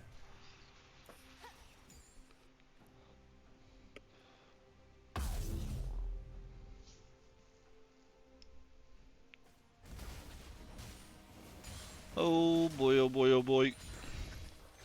9k gold Yeah, the lead gold for lead XSV. Yep. 8.5 more or less. I'm gonna round up because this is just disappointing. I got hope, so I round down. Baby, all I do is hope. Yep. Spoon. I mean, MF is at MF is at 3 items now, so the R should just start pumping if he ever lands. They haven't really been clumping too much. When he did get the one, it was good. They are gonna look to try to go onto the 3-man, but their side lanes are just, they just falling for it. They just haven't really found like any angles to like Seraphine MF combo because of the Mel, so it's just really hard. Mm-hmm. They have to get onto the Mel for her to burn her Reflect. Duddy's found Clutchy though.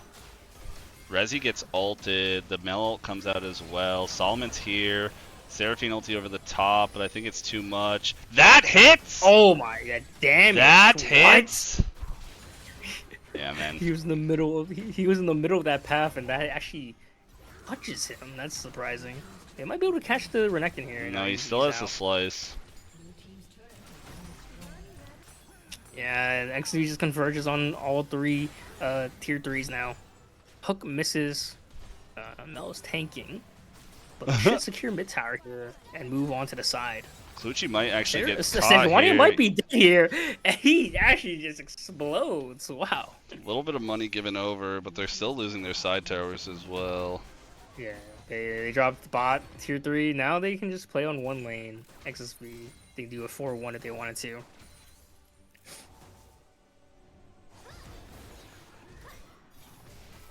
Next objective is up in 3 minutes. Elder, Baron is up 30 seconds afterwards. Sorry to take you all away from that game, but looked like XSV Loss has got that one in the bag. We've got the draft here for mid 2B versus Elysium. Elysium electing to stay on the blue side. Would you the comment that's just not normal? I think it was Romeo. It was Romeo or you felt that was Romeo just not said normal. it, yeah. Romeo said it. Okay, so credit to Romeo, but I do agree. A lot of teams do like that counter pick on red side here, but they've got something up their sleeves. They got to have some play.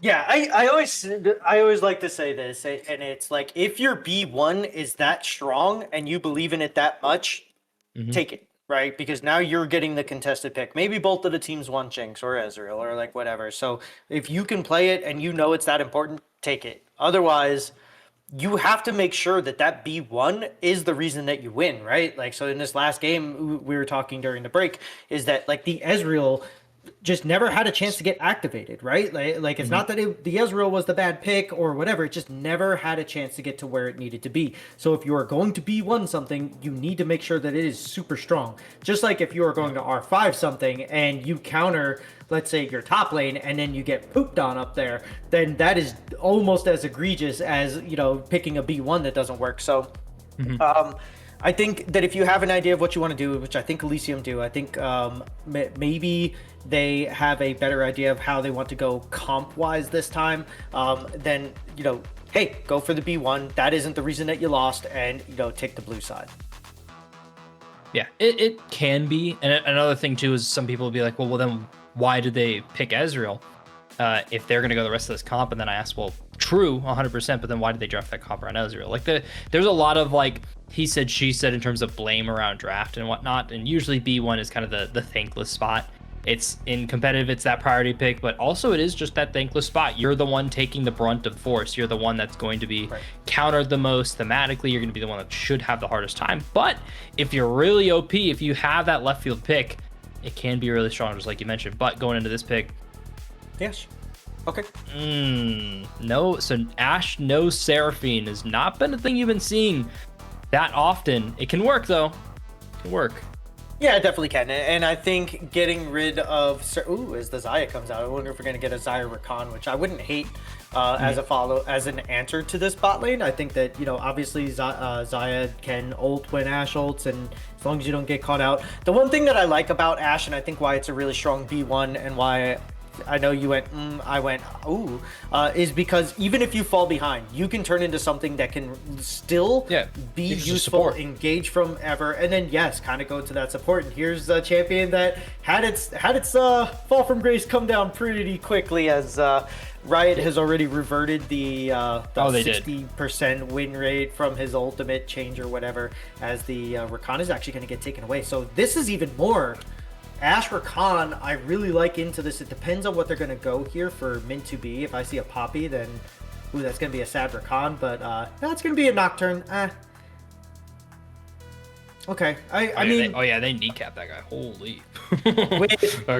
with how Arrow was with their positioning game 1, I don't know if you even needed the Nautilus here. I think that maybe something else, but you do get the Malphite as well, which I guess that's still kind of a contested, strong engage, you know, counter to like basically what Elysium is going to want to do. But I don't know if Is it that's still gonna a jungle flex? It is still a jungle flex. Yeah, I mean you Yeah. could 100%. I mean you could. I mean, yeah, I don't think that uh, the name is not there. Singles is Kali going G and to. Caxi, No, the other one, the mid laner for Rutenium? meant to be. the mid laner. Yeah, Shingus or Singles.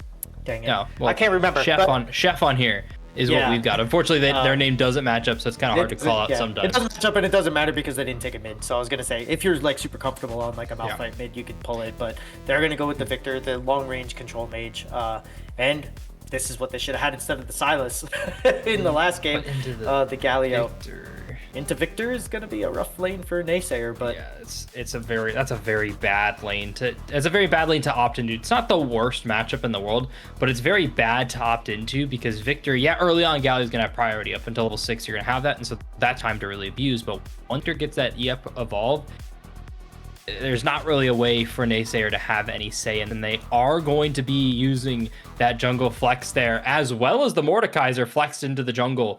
So very flexible.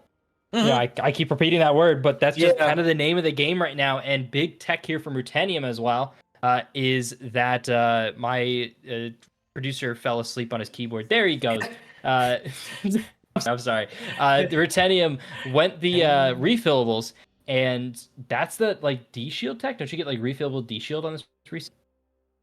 I think so. I'm not super smart on the Ornn tech. It's a champion that I feel clunky playing, so I don't really read too much into it. It's unfortunate.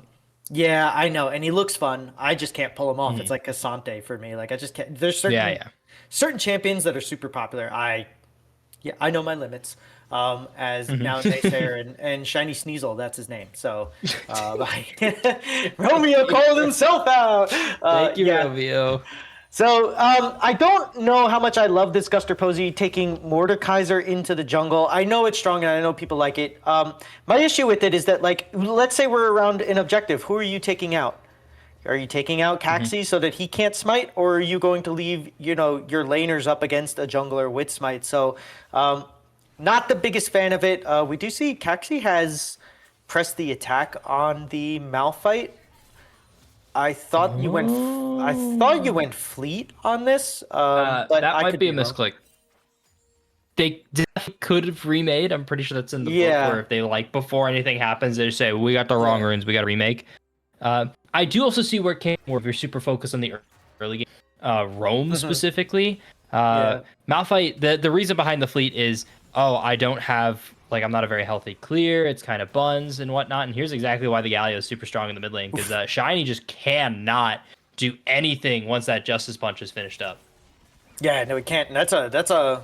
I know you said you didn't like him picking Galio into the Victor, but that's it's for at least it's for that early late returns. Game. Yeah. He's The early returns on it though is pretty good. Yeah, and he's got the. I know it's not called Phase Rush anymore, but forgetting the name of it, but able to get in, get out, and if he builds one AP item, he's probably going to be able to chunk Shiny every time that he gets that engage off. So I really do like it from him so far. Naysayer has been one of these. It's been a pleasure to finally actually get to watch him now. As Rutenium is getting knocked up here, is gonna have to be super careful. Lucky that Kali G did not opt for the ignite, as I thought we were gonna get that pulled back. Yeah, so close there already. Yeah, and he ends up going to helm. he ends up going for the helmet, but it doesn't really matter because he can't really get anything out of it here. Still has to. Didn't really, has to use his teleport before Kali G does. So, It's just so difficult as the Ornn to make it through this matchup from Zehen.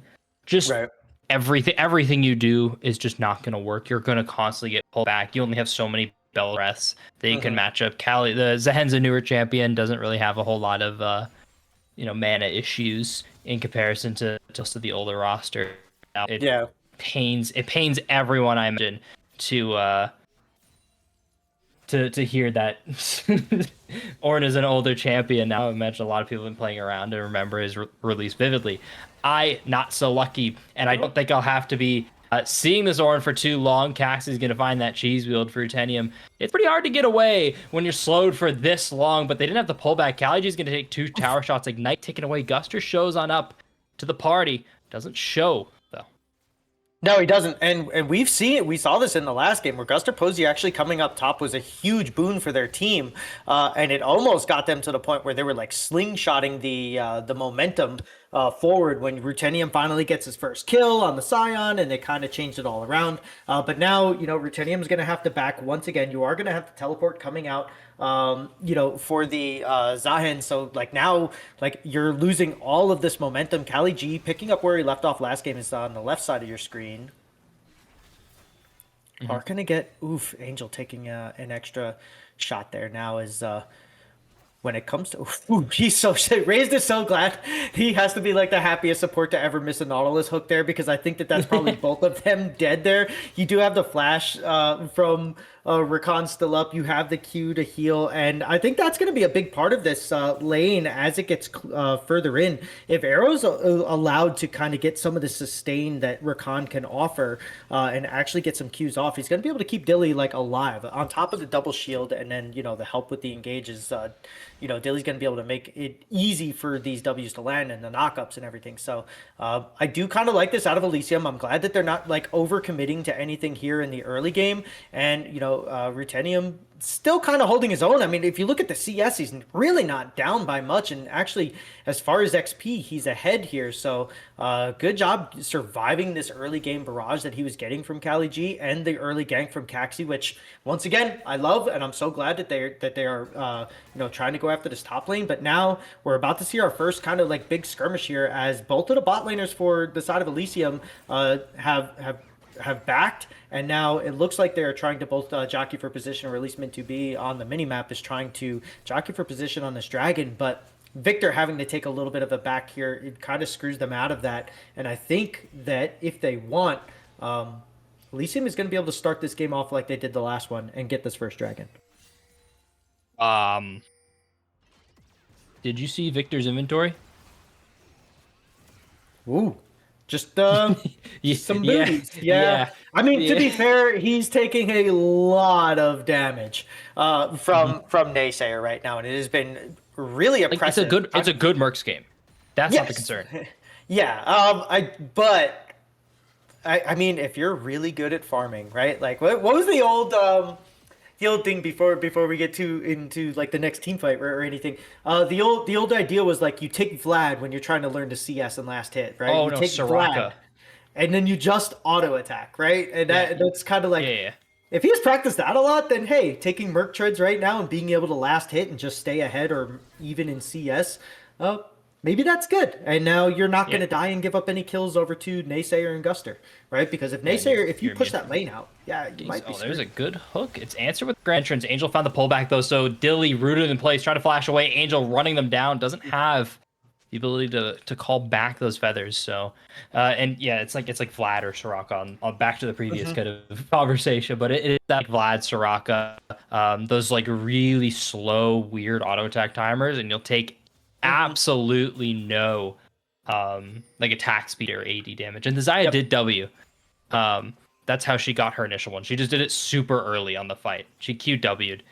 So it was unfortunate that it didn't last that long. But anyway, Naysayer, hey, welcome to the bot lane. The mid laner showed up on the map, gonna find that Taunt on raised. Ooh. And they're able to find the arrow too. Grand Entrance not quite able to pick up Angel there. They still have this Feather Storm, and they're just going to pull those feathers straight through Dilly's skull. Looking for this next kill on a race here. Shield keeps it alive for a couple extra seconds, but Gus are going to show back up. That's a good knockup. Followed up. Here comes the Grand Entrance, and it's coming on through with a little bit of a support. Gusty showing back on up, and Naysayer's not done with raised. They want one more. They're hungry. Naysayer gets the lead. Yeah, I really like that follow-up. It was very unfortunate that the arrow ended up, you never hear anyone say this. It's very unfortunate that the arrow actually hit the ADC instead of the support. But on this one, it just goes wide right of raised, and they are able to take 2 turret shots for that. And then, Dilly walking up there when you have no flash, you have no ghost because it was burned on the last hook, just a little bit too much. And then how are you supposed to account for Guster here? I don't know if you can, and I love this from Arrow. Last game, out of position right there. He dies for the perfect reason, and that is to get his mid laner or his jungle an extra kill or two. Ends up getting two off of that. So instead of just getting a 2-for-1, you end up for a 2-for-2, where all of the summoners are sent out. Naysayer has been so good in this mid lane that like you're not really sacrificing too much there. And now you have no sums and no ultimate for the side of Min2B, and Guster Posey is here. The bait's gonna work this game. Angel gets pulled back. Death Realm waiting for Angel, and they've dragged him in. Ray's getting ran on down, peppered by Dilly and the Ashe, and it's set up for Guster to show on up and get a double kill in the bot lane. They get the revenge, the gank that only took one game. Yep, this time it works out, and Guster Posey 3-0 on this Mordekaiser, and I know that they reverted his ultimate back already, and they hot fixed it quicker than I think anything else that they have done, Riot Games. So good on them, but like a 3-0 Mordekaiser was already stupid strong, right? Like the complaint was that he's already a strong champion. Now you've given him a 3-0 lead. Unfortunately, your attention to the top lane, which I agreed with, hasn't panned out for you if you're Min2B, and now Rutennium is at the point where he can duel Kali G, as we're seeing here, is both of these guys are when these plays extend a lot longer than Rutennium wants them to. When you're going for anything more than like that QW auto, the second you pop that Searing Charge and look for a knockup, it's just a mistake. You're too far. Zahen's gonna get the auto attacks. It's Conqueror Zahen, so he wants you to go for those trades that are longer than 4-ish abilities, and it's just so. It's just another mistake kind of coming on in from Rutennium, and they're starting to add up. But here comes the TP. Kali G now realize they've been caught out. They've got the flash to try and make it out of this play. Call the Forge God. They're going to try and force out this flash. Kali G pops it. They've got the claw, but they can't find it. Kali G still going to fall, and it's going to the hands of Rutennium. Shutdown picked up, and Caxi calls off the gank, and they spotted the Malphite. Okay, they really need to fix these shutdowns. I know that's a small shutdown. However, it's 15 CS and 1 kill. Like, come on, bro. That should not be an extra 100 gold or 2 or whatever as another engagement. They're going to go for a fight. Quickness under the tower. Ray's taking 2 shots. Going to add up to 3. They found Dilly in the meantime, though. That burst from Angel is too scary. That burst from Angel on top of Dilly missing the Enchanted Crystal Arrow. It went wide left, as in the exact wrong way there. I know if he could have that one back and you could lock down Raze down for like 2 more shots. The problem is that these hooks are now being followed up by Angel, who has an immense amount of damage with this Essence Reaver in their pocket. So Dilly's going to have to be a little bit more careful. If anybody gets picked up, it's going to end up or picked off with a hook. It's going to have to be Arrow. The Hex Optics is completed for this Ashe now. However, if you have a Nautilus in your face, you're not getting any of the extra damage. So they're going to have to be a little bit more careful. Normally, the Recon lane is a little different to where you can get caught and still be okay. Ooh. They're really desperately trying to make this gank work. Guster wants to pop Shiny Sneasel into the Death Realm, but it's not going to work. Arcane Storm burned in kind. Raises around mid lane. This is the big thing, though, about having this Essence Reaver, and another big brain play here from Mint2B. Support's gone. Caxi to show up on a ward, so Dilly knows this is coming and is elected to just sit on the tower. Caxi catches this wave. They're sending the raised bot side, and it's only in the hands of Arrow to showing up, and Caxi, I don't think you pull the trigger. Yeah, you don't kill Dilly. You could burn a flash, though, honestly. Just try it anyway, see what happens. They didn't know Arrow's positioning, though, so yeah. I don't know. It's a weird positioning. I really do wish Raised was a little faster on the way back down bot lane, but I can't complain about Nautilus movement speed. Yeah. Either that or, take the resources, right? Like, take something away from Guster, because you obviously had the positioning there. You had your Raised coming down. Maybe you would have been able to at least get the, the Gromp there, or not the Gromp, the Krugs, out from under there, as now, you do have Naysayer coming in. That is also something that you're going to have to be wary of, is if you are going to pull the trigger there. As Rutennium caught a little bit out by Kali G again, but this time does get away. Is going to be like, if I use my Unstoppable Force, am I going to be able to get on top of, my target and kill them quick enough? Or is Naysayer going to be able to ult? And as he's been able to just kind of shove these waves out as much as he wants here, and Shiny Sneasel not even having their first item done yet, that is always something that's going to have to be in the back of the minds of Min2B as they go for these engages. I think they're in a very good spot now, too, with Azaya. 3-2.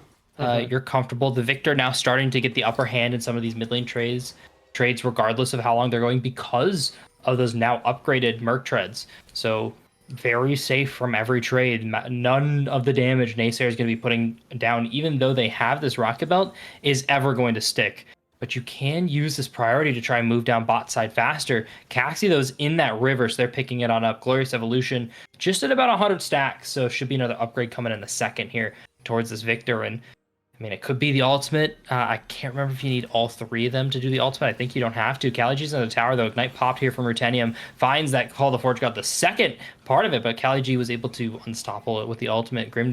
Deliverance, though, one of the big tools you want to use to try and get out of anything. So, pretty safe.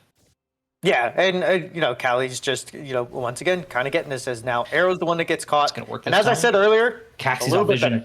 They don't know the Malphite's here at all. Raze is flashed away. They want to find this fight. Not going to go for any more, though. Caxie's spotted out on a ward. Yeah, Ignite Bramble Rush. Do we need Ignite Bramble Rush? Yeah, no, we don't. That's kind of toxic. I'm not going to lie. Oh, thank you for pointing that out, Watercat. I didn't even notice that.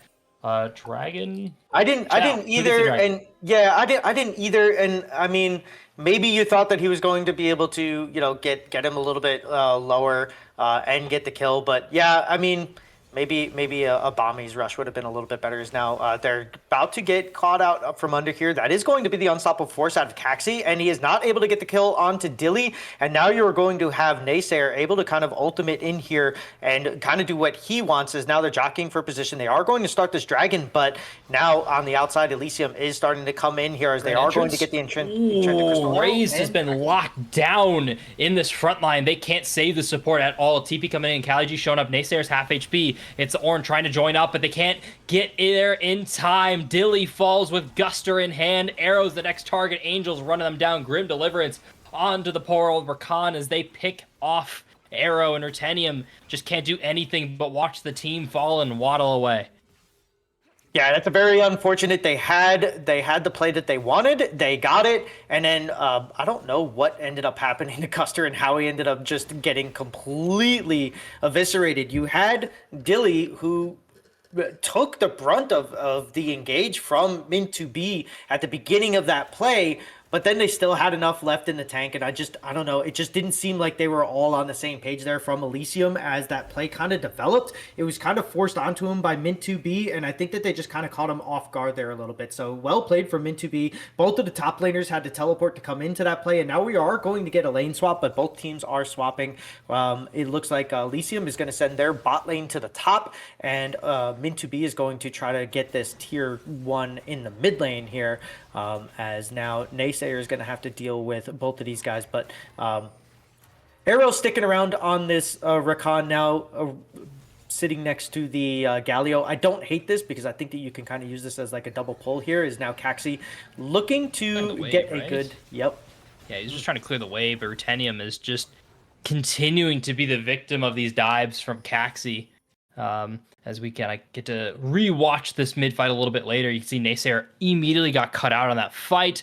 Guster wasn't able to find a good ult target either at all, just got locked down for a sentry there, and there's just not much you can do. I think a big issue with this Unks comp is if they are not in the lead, they've got no damage. It's three Juggernauts. Single AD yeah, well. They've got a single AD carry, and it's Ashe, and you've got 3 Juggernauts, or 2 Juggernauts and a tank, technically. But if you can find these miracle engages, maybe you could get something done. You do have Rylai's on this board, so some damage is coming out. Galio's got Rocket Belt to try and make up that damage discrepancy, but it's not going to contest Victor Zehen. Yeah, I hate those. And I think you've probably heard me complain about these enchanted crystal arrows going perpendicular instead of parallel. When you are when you send it down a lane, you have a much higher chance of actually landing that arrow. So back and then make your way to mid and send the arrow off that way for your gank. I don't know. I hate it. But it is what it is, and we're just going to keep seeing it. If that crystal, I mean, the call there is good. If that enchanted crystal arrow lands, that's probably a dead angel and a shutdown with 200 extra gold going over to either Arrow or Guster or Naysayer. So it could have been big. I just think that the the actual taking out of that is kind of harsh. It's hard to catch out Angel though. They've got Featherstorm and Flash up for Isaiah. it means you're Extra getting into the chicken as territory well. of like relying on them not hitting these buttons, and Yeah. I think that's where you're. I'm not gonna say you specifically, but that's when people are starting to cope about engages. Is like if you're looking at that, if you're looking at like an Ezreal, you're looking at a Xayah trying to catch them off. Like, yeah, Raze is completely mispositioned here, but they can't keep them locked down long enough. In fact, Angel is the one matching this up, and they're gonna find two here. It's the backline Grim Deliverance from Kali G, just locking them down for a century. The Galio showing up, but Ornn is nowhere to be found. Caxi picking up arrow first. Guster doing the best that they can, pop that shield, but Caxi for a double kill. Hungry for Guster, they're gonna flash on away. Rutenium finally showing up, finds one with the Call of the Forge God, and it's time to get out of there. It's Ornn now overextended the wrong spot. Kaliji's going to chase them down, and this mid tier 1 is going to fall towards mid 2B. Yeah, it is, and the Unstoppable Force is down, but they still have Xayah and the Nautilus to engage here. The hook goes a little bit short there onto Dilly. Otherwise, that's a tier 2 and probably a dead Guster Posey, as well as now Rutenium still trying to, I guess, stick with Kali. This just kind of seems like Caxi does like a gank or two, gets Kali G ahead, and then Kali G just takes over the entire lane for the rest of the game. So I like this game plan that Min2B have, where they don't overload the top lane with the tension, but they do just enough to get him to a point where he can just carry. And if you don't have two members from the side of Elysium, then you don't really have any chance of killing Kali. So, quick flash out of Caxi there. I don't even know if they were going to engage on him there, so that's kind of like a weird one. Safety at this point. Yeah, I think you could have at least garnered like a Death Realm or something. It's no ult to try and get out of there. Is the quick flash. So they're not going to have ultimate. It looked like for the entirety of a Death Realm if they got picked off there. And I don't think a Dusk and Dawn or Malphite is exactly the tankiest person in a Death Realm. So they can think of playing more of that assassin. Like, so this is definitely a PTA style of your job is to go in and just deal damage. That's your utility. You hit an ultimate, you press E, W, Q, one more auto, hope you get it off on Dilly or Naysayer, and that's kind of it. So Dilly is now just overextended. The entirety of Elysium Monks is overextended. They're going to try and peel out Kali G for Dilly, and Guster in the backside caught off Angel, but it's you're always one blade caller away from just a death. Yeah, the last thing that you wanted... Ooh, never mind. Caxi not finished with this fight. Not finished with the fight at all and call the Forge God. It looks like Elysium Unks aren't either. They're going to find one with a knockup. Caxi low, but Kali G says, thank you very much for this fight to start. One picked up from Ornn. Angel happy to get that one. Hextech Rocket Belt there from Naysayer to pick up one extra kill. The taunt, though, it's too little too late. Heroic entrance to get away, but they can't even exit their own mistake. The Unks just going in one after another. And hopefully Rutenium doesn't fall on top of this. He might. That was a perfect time for Rutenium to make the most genius play, which is when Kali G went to the back side of that. If he would have taken the Call of the Forge God and just hit him, I know you get 3 members, right? And that's the huge thing. You're like, hey, 3 members here. All of your damage was behind you, and it was getting dove by Kali. If he knocks Kali up there with the Call of the Forge God in line of the tier 2 tower, and we're going to see this whole play develop here as Dilly kind of gets caught out a little bit here, and Guster Posey trying to take this out. One of the worst things as a Mordekaiser sort of player, I can only assume, is that you pull somebody in and then you die right away. I would love to see you get the ultimate out of Xayah, but I would have loved to have seen him just like, hey, I'm just going to take rated. You get all those bonus MR and armor on the backside there too. And as we see here, right, Kali G coming in through here, send it south and you save your bot laner and potentially your arrow as well. Like Rakan and Ashe probably would have both got that out of there. So Naysayer on the backside does end up picking the huge shutdown away from the Xayah. Straight alive, man. Yeah. What a, yep. Okay. And not yeah, as we come back, Dragon. I gotta say it. Naysayer, the Unks are just they're making the standard mistakes you expect at this level. At the Olympus level, these are the mistakes you expect from every team here, and the ones that aren't making them are the better. This is the cream of the crop of the league. It's the carouseling into fights. It's not being in the right position, always feeling like you're one step behind. And once you hit this mid-game transition, you seem to lack the idea of how to get gold at this point in the game. And so you're just kind of sending plays like this and hoping they work based on hands. But Guster, mind you, is taking raised into the realm. And once they pop out, yeah, that Call of the Forge God's cut up. But so is Guster, Blade Caller, to pick up that kill. Now you've lost one of your two frontliners, and Caxie's happy to start this fight. It's on to Dilly. Flash forward from Shiny Sneasel to pick that up. It's a double kill now for the Victor, looking to turn it onto Arrow. Not able to do that, as Naysayer is in the next target here to try and start this fight. Guys, you just got to stop for a second. Keep fighting if you want this game to end. Yeah, they have to pull back. And one thing that I really like about what you said, not so much as they're doing all the mistakes that you expect, but the other side of it is Min2B, right? And this is all from game one as well. It's a little bit maybe boring, but in game one, they were waiting for that engage. They were waiting for the right decision, for that 70% play, whatever it is, right? And they finally do get it, and then they go. And it seems like game two, it's the same thing, is now they might actually be overextended here, as Raised is going to pay the price for this. Yeah, Raised going to pay the price for a little bit of an overextension from Min2B. It's a window into a mistake that Elysium Monks can try and use, but they are clean 10,000 gold down, 10,400, just over 10,000 gold, just under 10,000 gold. Oh my god, I can't speak. It's fine. They're 10k behind. Cooked, man. It's so much gold to deal with. Victor's got double burn now, working on their pen item. The Duck and Dawn Rush Mal fight get bursted, is in fact one of the higher gold members on their team. In fact, has the highest gold if they were on the Unks. It's just a very, very tough situation to be in. It's another game where you've picked this tank to try and contain Cali G, and you failed to do that. You, in fact, gave them more gold just being on a tank. If you were on a bruiser, you could at least have a fighting chance. But when Cali G is this free to go for a play, they're going to try and burn as much time as possible. Grim Deliverant charging up that passive pretty quickly, but Cali G's been brought into the death realm from Guster. I feel like that might be the mistake from Guster. Shield popped, Cali G half HP. They're going to get GA'd. Now, Min2B made the call to push mid lane off of this Mind Use. Zehen's going to buy a lot of time with near full restore. Looking to get this kill onto Guster. Might be able to do it if they can't keep the CC perfectly. They're going to be able to do it, but look at the Nexus. Cassie's going to flash down Dilly, the lone defender from the side of Elysium Monks. They made a mistake. They overcommitted to Cali G, and they're going to lose their base for it. They're going to lose their Nexus for a top laner here. If they can't stop this, Unks, what can you do to do it? Shiny Sneasel working on ending the game. Taunt coming through, finding that burst onto Guster. First target to fall from the Unks, and they can't get it done. Min2B just steal the game. Cali G lasting. Wow, that absolutely insane play from him. I love the idea that they have, and I mentioned it about 15 minutes in, that Caxi going up there and getting Cali G just enough ahead to the point where, you're right, he's on tanks and he's not able to deal with these bruisers, and Cali G is kind of outplaying in the top lane just by a little bit, but it's starting off by these Caxi ganks that are just getting him to that point where he's able to, kind of put him in a position, and then he just lets him take over, and that's exactly what they did.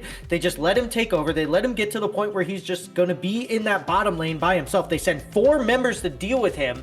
He gets the GA pop, because once you're in a death realm, you're going to be hitting Mordekaiser back, so you're going to basically guarantee that, and there's just not enough. Yeah, you're just not enough damage from the side of Unks anyways, let alone when you take him into the death realm and, he's able to just 1v1 you. Huge play, and then once again, the decision making from Min2B. Hey, they're overextending on me. You guys gonna do something? Yeah, we're gonna end the game. Congratulations. Thank you for your service, Cali. And let's go. Yeah, it was just boom right there. I love that. They were so quick on that pickup. Once I feel like Cali G saw 2 people and instantly said, push mid. Just push mid, guys. Push mid or take Baron, pick one. Just do it, and we'll figure it out after this, because I can live forever. I'm Zehen. I have a revive. I'm fairly tanky. I've got a lot of regen. It's a drain tank. It's what he does. So it's another great game from Cali G. But I have to pay attention to Dilly and Arrow here, who just, a stinker, not going to lie. Put themselves in a bad spot already when you early pick Ashe like that. In game 2, B1ing Ashe can work if you're getting the Sivir on red side. You get the Sivir Seraphine right away. Seraphine covers up for Ashe's mistakes. Ashe covers up for Seraphine's mistakes. But when Ashe is alone, it's not going to be the case. You have to deal with her flaws. You have to deal with her inability to deal with aggressive supports in a way without having an equally aggressive and skilled support. And that just wasn't what Arrow was delivering, sadly. The Rakan not quite enough to raise the gap. Caxi, bot lane enough. Yeah, Guster had a great gank, but got both those kills, wasn't able to translate that into the map. So the Unks, they need more damage in their comps. Once again, they need more engage. They still don't really have engage. Yeah, I know I see Call the Forge God, but once that lands, they've got the follow up, but your ultimates are so CC oriented. There's no damage, and it's just an unfortunate another draft kind of error from the Unks transitioning into a game. Let's see if they can kind of step themselves back up into the echelon that was able to give them a spot here in the semifinals. Let's see if they can kind of cover those mistakes. I know you're rooting for the Unks. I know the audience want to see a couple more games, but we'll leave you with that surprise. Don't go anywhere. We've got something for you during this break. Clutchy did kind of overstay on the map there, which was kind of weird. There's no other camps that were up, yet he was still there. Took the grab way earlier. It's just a weird play. But he's just trying to get his bot lane ahead, so props to him there. Duddy is now in bot. They have to try to crash this wave, so he's just going to fix it for them. Might be to do Dragon afterwards, unless we're just looking to reset and cycle camps. Yeah. They see Clutchy on top side, but Duddy's opting to just go back to his camps. Or not. The minimap taketh, the minimap giveth. He's either looking mid right now, or he's trading Raptors. They may just be looking at, I was gonna say, they might look for a play on Syndra. They know he has no flash. He's stuck at the Shroud here. He should just be able to use his ultimate to get out. Which is fine. We blow the ultimate from the Akali. That's perfectly fine. Ish taking a pretty solid lead in the top lane here. The trades have looked really good from him. But I think we like this matchup, at least for now. Yeah, this matchup favors Shen for a little bit. Eventually the Sion just kind of ignores you and just clears waves in your face. Orin looks to match the pressure from the earlier fight so that Syndra can play the game. Rezi is down in the farm department and the kill department. Really early Omnivamp boots from Frostbite here. I don't know if I agree with that, but he wants to get the stacking done early. Ezreal did just Arcane Shift forward. There's not much they can really do about that, though. If they do go in... Triforce, correct? Triforce on Ezreal? Yeah. D-Shot's going to probably have to flash away here. Clutchy flashes forward, doesn't get anything for it. Nice so some dodge. P-sums. Nice dodge on the W. Oh, yeah, I think like the Langer Triforce spike is really weird here. But here he comes again. He's just going to flip around. Rezi doesn't have any sums either. Really disrespectful walk up from him there. Shen ulti comes down though, but it's just not enough. Duddy is here though. Clutchy's under the tower. He's gonna die. The level up. Ari's here as well. I think they can make a two-man play on the bot lane here. Frost should just die here. Oh, really smart by him. He doesn't give any of the gold to the Ari. I mean, that play, like turning out for 2 for 2 in a day, is huge for the side of Mighty Morphins. I think we take that any day, especially after we disrespected the regank. Yeah, I'm not sure what. Nice trade on Ish. I think if he had E, the Sion just forced the flash there. So really good. He might try to force a dive. I hope he just shoves the wave and resets, because he should know that Zahin is back top side here. And Kata does have ulti. Oh, he does get it, but he is going to die for it. No, he's not! Icarus! Icarus! On the tower. That is huge for Syndicate. He's making up for last game, man. He knows. I talked to him obviously after, and I know he wasn't like thrilled with his play in the last game. So, really nice job. We are probably going to lose the grubs on this play. Not the end of the world, I would say, but still sucks giving any objective. I think it's okay. Both teams don't really use grubs well. I mean, it's nice for the Shen, obviously, but it's not going to win you or lose you the game. Absolutely. I would say I do think that the Dragon probably should have been taken by Sin at this point, but yeah, I earlier in the game, I know what you're talking about. Leona missing on the engage there. But yeah, we were just talking about the Omnivamp boots. I just think it's just a waste. It's not like you're going to get poked out of lane by Leona Senna, and the Langer Triforce spike is just really just not efficient here. I don't agree with the build, let's just say. Yeah. Oh, did I not? Okay, I'll say the mean things. You can be the nice guy. I don't think I switched the logos again. Gosh darn it. I mean, you suck, bro. I don't know. Come on. Bro, I forgot how to do it. Oh, here we go. An engage coming down in. They combo onto Frost, or I'm sorry, Auron. Flash from Duddy for some reason. I think he was trying to get the kill. He probably didn't. He probably like just wanted to secure it to make sure the Karma could just flash for free. But yeah, I Saber. I guess fine. Okay. Good man, Duddy, looking out.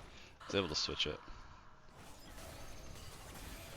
They might just dive onto Ezreal here. Nice E buffer. So looks like the play is just done. They should just take the one. Don't get greedy. Karma should almost back to lane there. Absolutely. By the time they don't look at a dive. Duddy's base gets canceled by the Ezreal.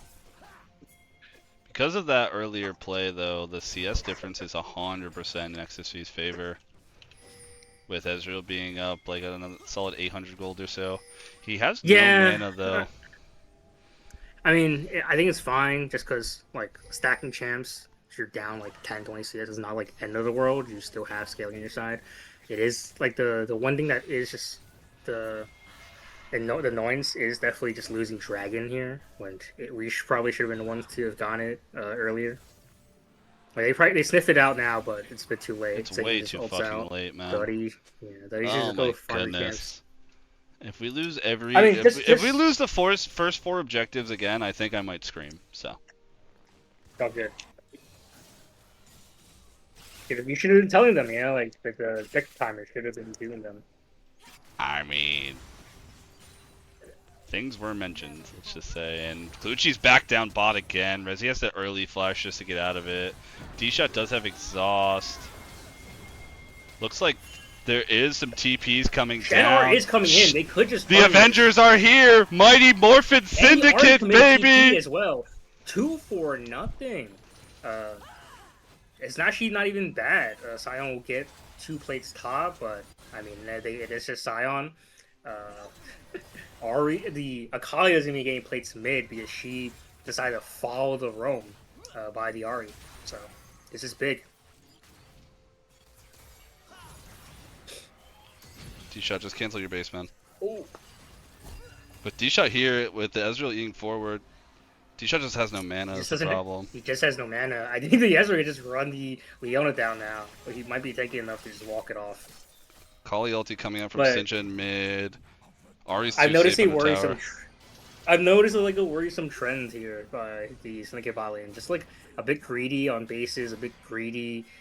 Just disrespectful all around, you know, on their basing, on their positioning, on like how but far now the 3-man's coming to top lane. Icarus has to E away. He does have his flash available. Flash from Sion. They are going to end up getting the kill here. Yeah, oh yeah. Unfortunate. He needs to probably hold his flash. I think if he gets CC'd there anyway, he's probably just dead.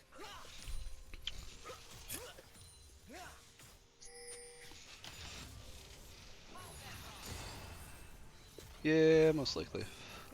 Duddy is back in bot though. Quest is complete. D-Shot engaging in on the Karma. Rezi disrespectful a little bit, but D-Shot flashes forward! And they should be able to save Rezi there. Really nice play from both teams, honestly. Big blunder on the side of the Ezreal. He E4, but completely whiffs his Q. That is not a Korean Ezreal. Holy my lord. That Ezreal is not speaking Chinese, unfortunately. Fortunately for us, unfortunately for them. He might not be speaking Chinese, but he definitely has the eyesight of one. Holy moly, that was disgusting. Rezi's just trying to get his wave crashed in. That's good enough, honestly. Rezi just needs to stop, like, being greedy on these waves. He is rich, though, man. Clutchy is top lane, though, so it is probably going to result in another Icarus death. He's going to chain CC him, pull him back, knock him up. He doesn't have E for a little bit, but he's probably just going to get slowed into a knockup and just another death. And the quest did come through, so it looks like they're going to send Solomon bot. Duddy once again in the mid lane.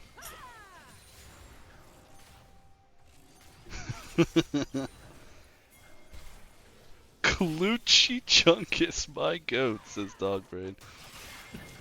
Sinja's gonna go in here.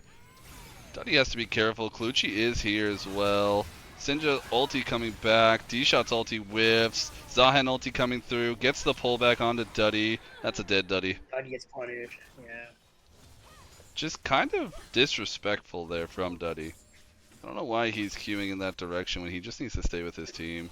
I think Solomon should have the means to get aggressive here, though. I think he's a little possibly worried about who's on the map above him, though. Top turret did fall. We did miss it from the side of Sin. Sion is going to be readily available on the map.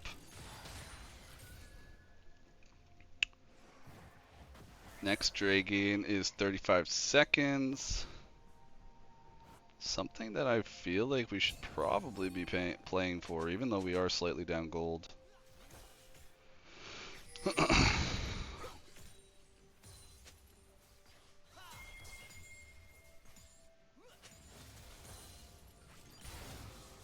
Yeah, what rune does the Senna have? Do you know? Does he have the It DFE? should be the burn one. Deathfire Touch. Yeah, Deathfire Touch. Nice. Senna So soul just be stacks building 34. towards. It's not bad. It's okay. Should be building towards the Black Cleaver here. Yep. She is a ways away. Nice taunt. You He's gonna do some actually, big you damage. actually go. You actually go Muramana on. Yeah. On the. Oh yeah. Oh, you do? Okay. Well, Ish needs to be careful. He did see that the Rift Herald was just taken, so you need to start running. How did All that even comes hit? down. Knockups gonna come down. Pullback's gonna come down. Ish should just CC that here. We are gonna trade the Drake on the other side of it. do get Ezreal Dragon ulti on coming this card, down. yep. Not even close. At least we do get the objective trade. Yeah, Herald's we gonna probably be lose spawn tier 2 top. here. I wonder if XSV is going to commit the charge to the tier 3, or they're going to send them mid. It looks like they're just going to commit to top. Won't fully break it, but it'll take at least like 2 plays here.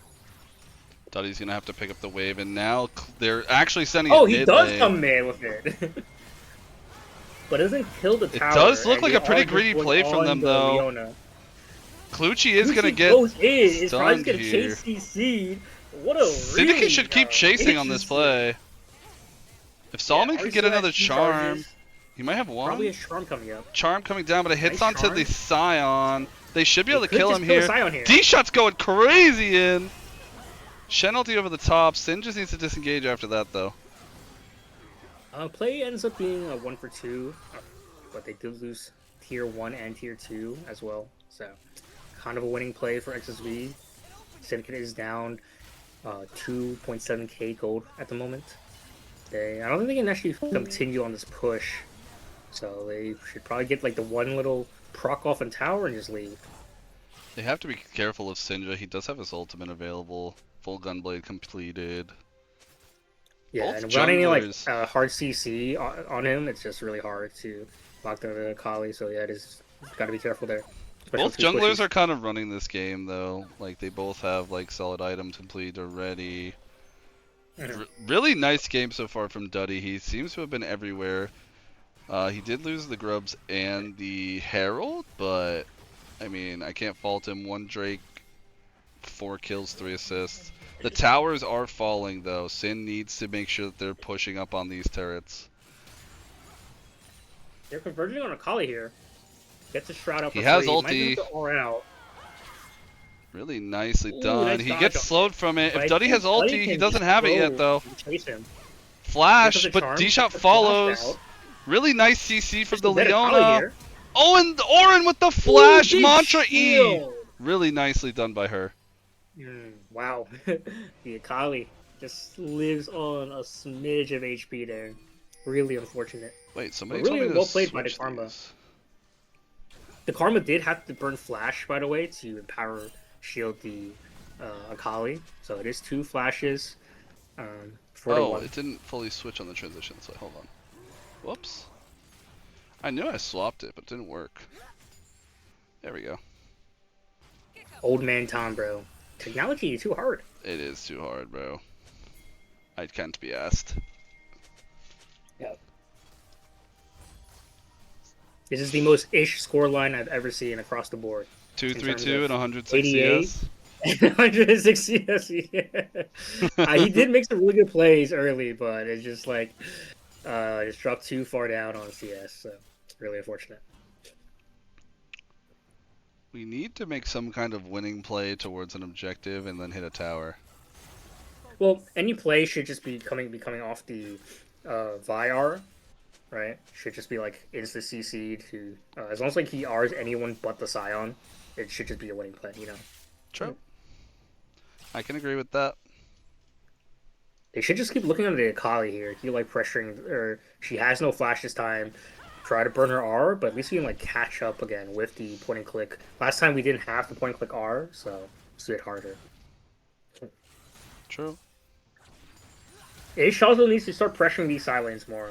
I know he's a bit down, but he should at least still be wave clearing pretty well with his current build. But he's letting the Scion push into him. He's just trying to be on the map too much, I think, when he is Shen. Yeah, that's like the one thing like that you tend to forget when you're Shen, right? You are a split pusher. You can split. If you ever need to join, you know you have both TP and an R to get on top of people. Now they're looking on the Scion. It's just a bad look. It's just really tanky. Nothing's gonna happen. Yeah, you should just ignore him. As long as you're aware that he can R to another lane and you give your team the heads up, it should just be fine. You don't need to like full commit on him. They're But yeah, down. Ish really needs to just hard shove these waves when Scion's not in his end lane with him. True. They might be looking okay for Duddy, but just some love taps. A love tap. Ain't nothing crazy. Ezreal is. Once again, sorry to take you away from that game, but back into our series of the night here, Mint 2B versus Elysium Unks. Elysium Unks opting back into that red, or not back into, but into the red side. I don't think the bans are going to change too much regardless. Expecting to see the same things banned, you know, that Amumu, that Gwen, and something else that I don't remember off the top of my head, and Swain and stuff going away. Mint 2B just had control over the series, and Elysium really don't seem to focused. I think this is a very different team than we saw last week. I think game one, right? And this is something you and I talk about all the time, especially on here, is the mental fortitude of your team strong, right? And so like I think that they had all the momentum in game one up to a certain point, right before the fourth dragon. And then Mint 2B just kind of took everything, sucked the entire energy away from Elysium and took over that game. And for the rest of that game, just made smart, boring decisions and took all of the right actions, right? And from that point on, it just seems like Elysium's whole mojo, vibe, whatever you want to call it, is just kind of gone, as we're going to get the Syndra as the first pick here. They do still ban the Ziggs, but yeah, I think that just at some point there, Elysium just lost their mojo, and then game two was just kind of bad from the get-go. It seemed like Mint 2B followed the same thing that they did game one, and get Kali ahead, let him take over, but it just ended up hitting way quicker because the rest of the Mint 2B squad kind of did a little bit better for themselves as compared to game one. Excuse me. Okay. Going through the 5 stages of figuring out what the hell I'm seeing a fizz on my screen for. It is a good lane matchup into the Syndra. Don't like that part I'm well aware of and very ready to accept that. But I'm looking at then the Vi, but you're now Vi into Syndra, and there's still a ton of peel options for Mint 2B to go. And so they're just going to take up the Braum. You're committing into the dive here from Elysium, which is great. That's what you looked more confident doing. But you're into Syndra Braum with the dive. Like Listen, it's so hard. What do you always say when your team is down? And I'm like, how do you get back into it? What do you always go to? Go to your comfort picks. I don't believe in comfort. I'm gonna be honest. What I told my players is here's 3 comps you guys can know how to play that are stupid easy, and it's not necessarily for their comfort champions, but it's for their comfort play style. Yeah. Because there are sometimes where champions can kind of overpower the comfort, but I do agree, like in some sense you do want to go to a comfort pick, and maybe that's what the Fizz is, maybe that's what the Cassante is, but blind picking Cassante like this, mind you, didn't ban Darius, didn't ban Garen, didn't ban any of the other counters that we've known and seen people figure out. As I think I just lagged out. I did but, too. It was the stream. You're good. Okay, perfect. Regardless, the Cassante just has so many counters, and now we're seeing Varus. We're going very immobile with that dive. I would have much preferred. Okay, Kai'Sa's ban. Okay, I'll cool down. I mean, you still could have had a Tristana. You could have had something with a little bit of mobility. Maybe Yunara would have been good here. Vayne, something like that. You are going to get Lucian Pantheon in the bot lane, so that's a lot of friggin' burst. Or, I'm sorry, Lucian Braum in the bot lane, so that is a lot of potential burst and lockdown that you are going to have. I guess that kind of works both ways. And, ooh, the Zyra. Okay. So this is something that I had said in the last game about Arrow, and I think it was at the end of the first game where I was like, maybe put them on like a control or a damage mage, because the Karma just kind of wasn't working. It really didn't round out that comp very well.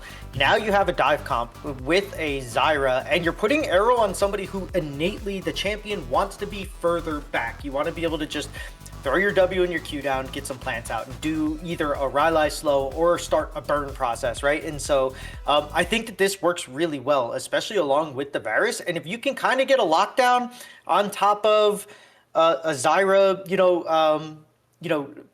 hitting her E and getting like extra lockdown on top of a Fizzle, like maybe this can actually do something, and they can play this a little bit better and cleaner, and you're putting Arrow potentially on something that may work better for them, and give your team the ability to kind of like get ahead and kind of put Dilly and Arrow into a position where they feel a lot better. I don't really like the exhaust on Zyra. I would have rather have seen like an ignite, because you're going to catch somebody, then walk up to them, then exhaust them, then come back. I like the ignite on Zyra a little bit better, or maybe even a heal for extra move speed or something. I don't know, but I'll fight you on that, because the problem with ignite is the exact reason you mentioned why we like this. Up.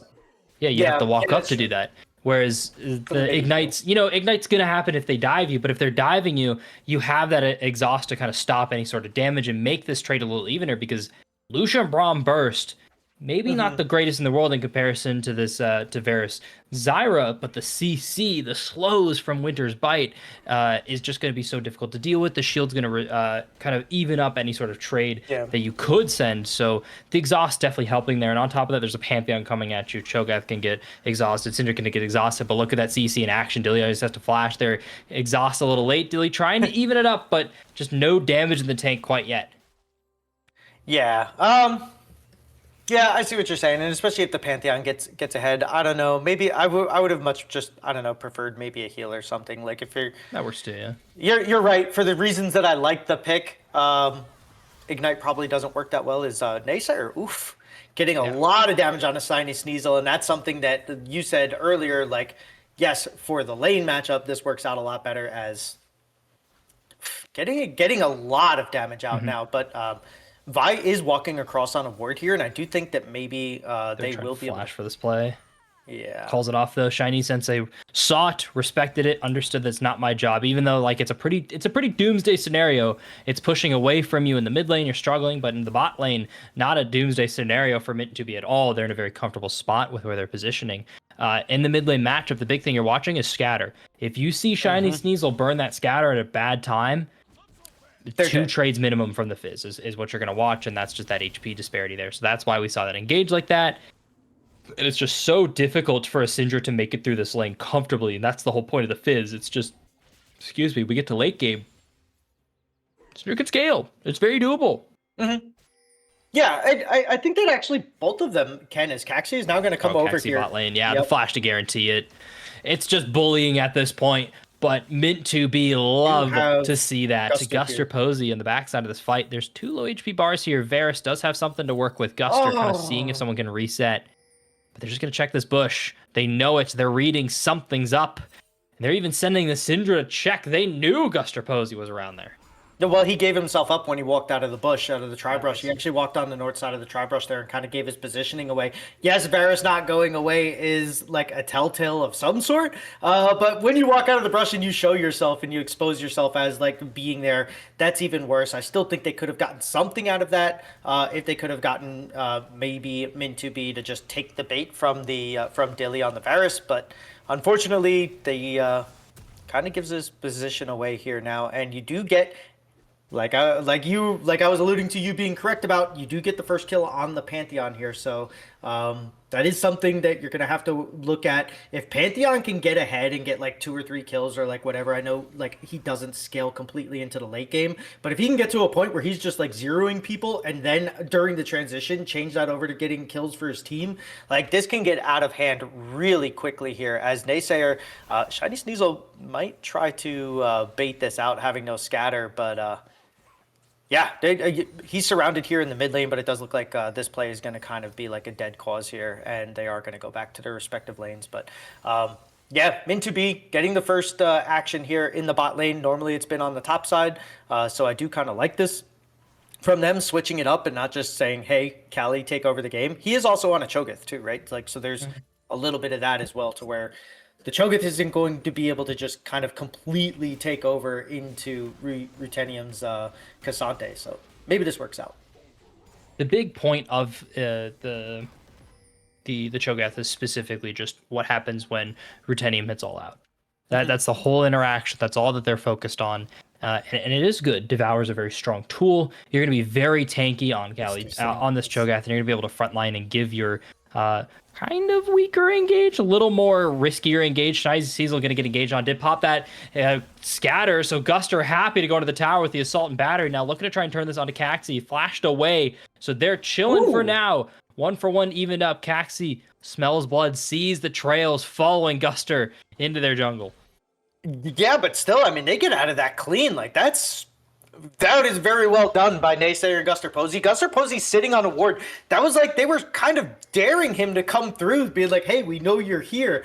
And there's nothing for Caxi to get on the backside of this play either. So I really like this play from them. I think that's a great job from Elysium, mid lane and jungle, kind of working together in tandem. And this is what you had alluded to in the beginning of before game 1, was get Naysayer ahead, get him to be able to be a bastion for the top side of this map, and now they're finally doing it in game 3. Hopefully it's not too little too late, but great job from them, and for both of them to kind of get out of that, absolutely huge. And let's hope for Elysium's sake that they can do something with this.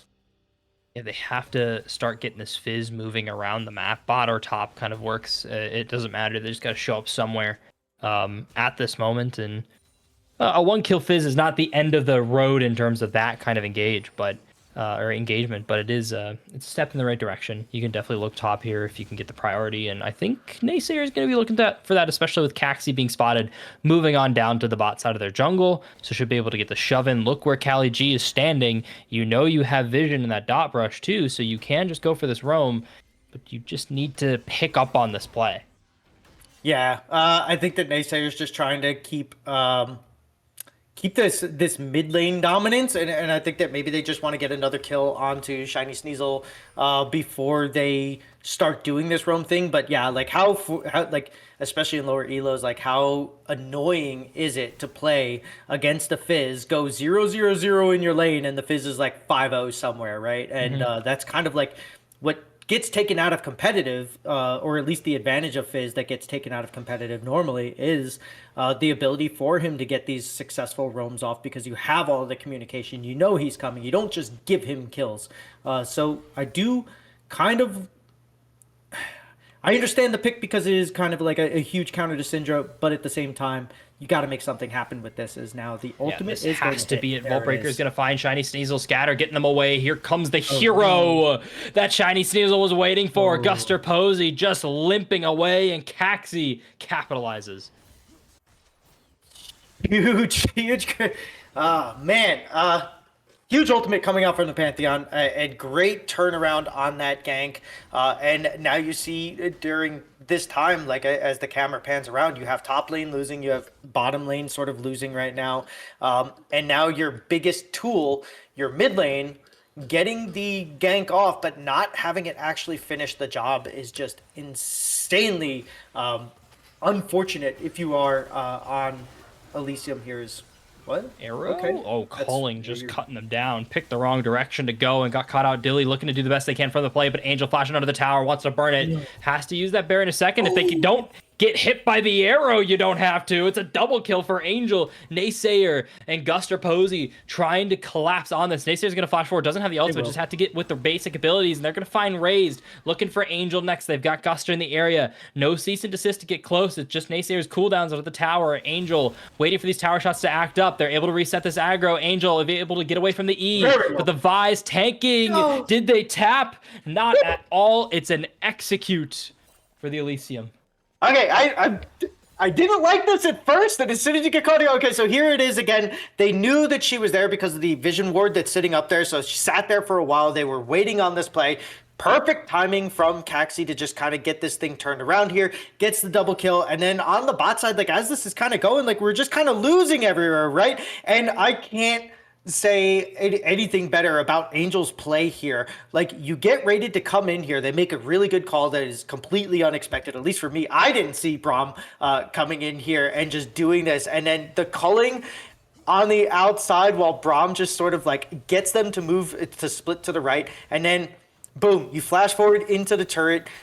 Dilly thinks that he has it. As soon as he pulls back that bow, he just moves over and he just, barriers, he shuffles over on the Lucian, but then on the backside of this play here, Naysayer, good job by Angel avoiding the damage here, but now you're just getting run down by a Fizz. The best thing you can hope for is that they overcommit and you at least get 1 for 1, but a great job holding that just long enough that Guster Posey takes the turret aggro while you're up in your Playful Trickster, and they're just getting that and having the execute. Yeah, it sucks you go to a gray screen, but you gave 0 gold over to Angel, who on this Lucian, if they get a kill or even worse, both of those there, could have just completely taken over the game from that. So a great answer from Elysium, but originally, Mint 2B, this bot lane, is dominating this early game so far.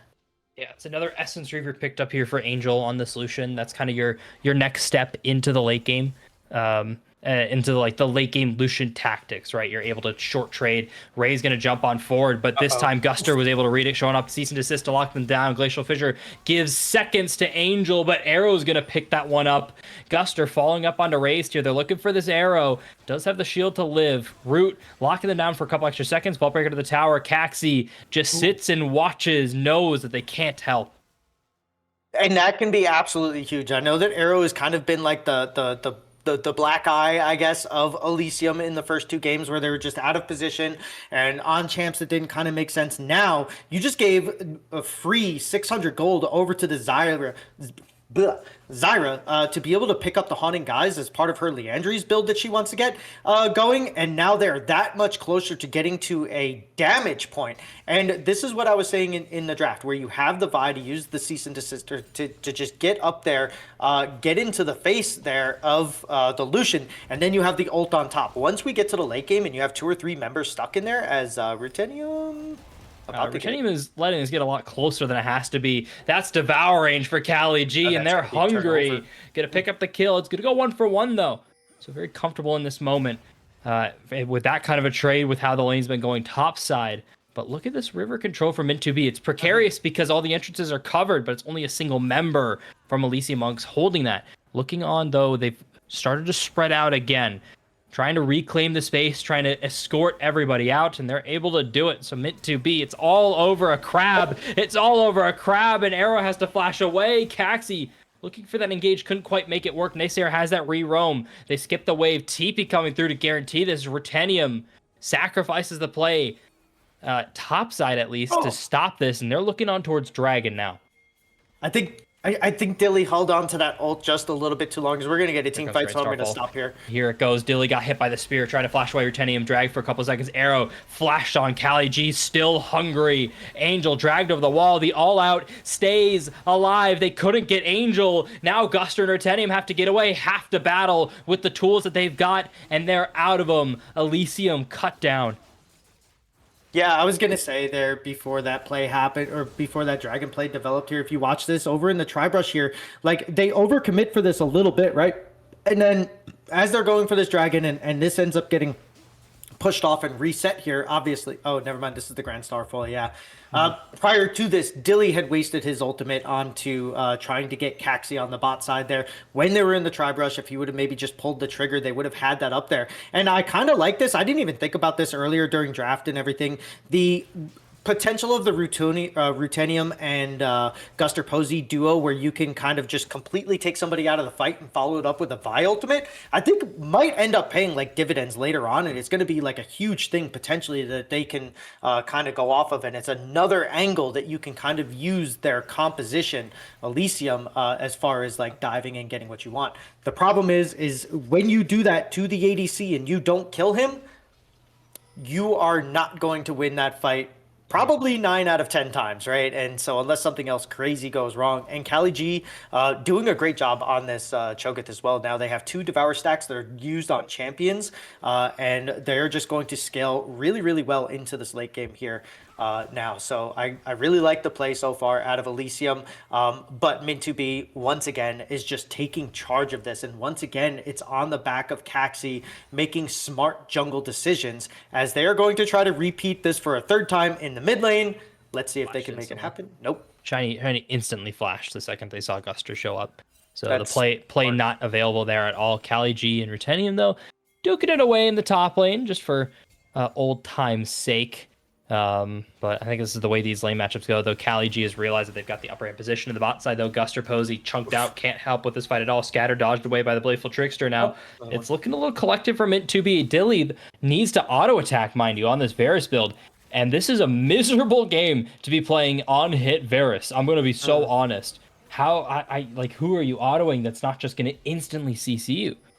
Yeah, I normally don't like the armor pen poke, Manamune Comet Varus, but in this case, I think you're 1,000% right. Like you really should have been running that for the poke damage, especially when you have a Zyra that can just lock down and knock up and hold people down. And once she gets a Rylai's, if she goes for that, like the slow from those plants is so annoying as Dilly just kind of gets caught out off camera and Arrow's about to get caught out too. Like they need to be extremely careful. Kali G just got 1v1. Okay, we got a whole lot going on across the entire map. Guster gonna fall mid lane as well. They picked up one each, and Acer trying to flash away from Caxi. They've got the Mortal Will Spear, but couldn't find it. Nice. Couldn't get it to connect. Arrow bot side. The next play up, but they're gonna flash forward. Angel fell with the barrier up.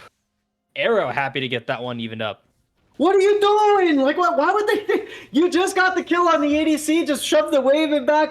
This is a silly play.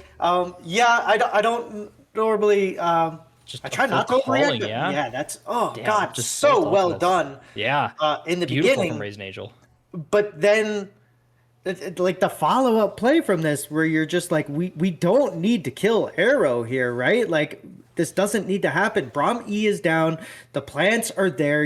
It's a Zyra. She's going to be able to lock you down. I don't really like this play here from the flash. Wow, that's like icing on the cake there. I didn't even see the flash the first time through.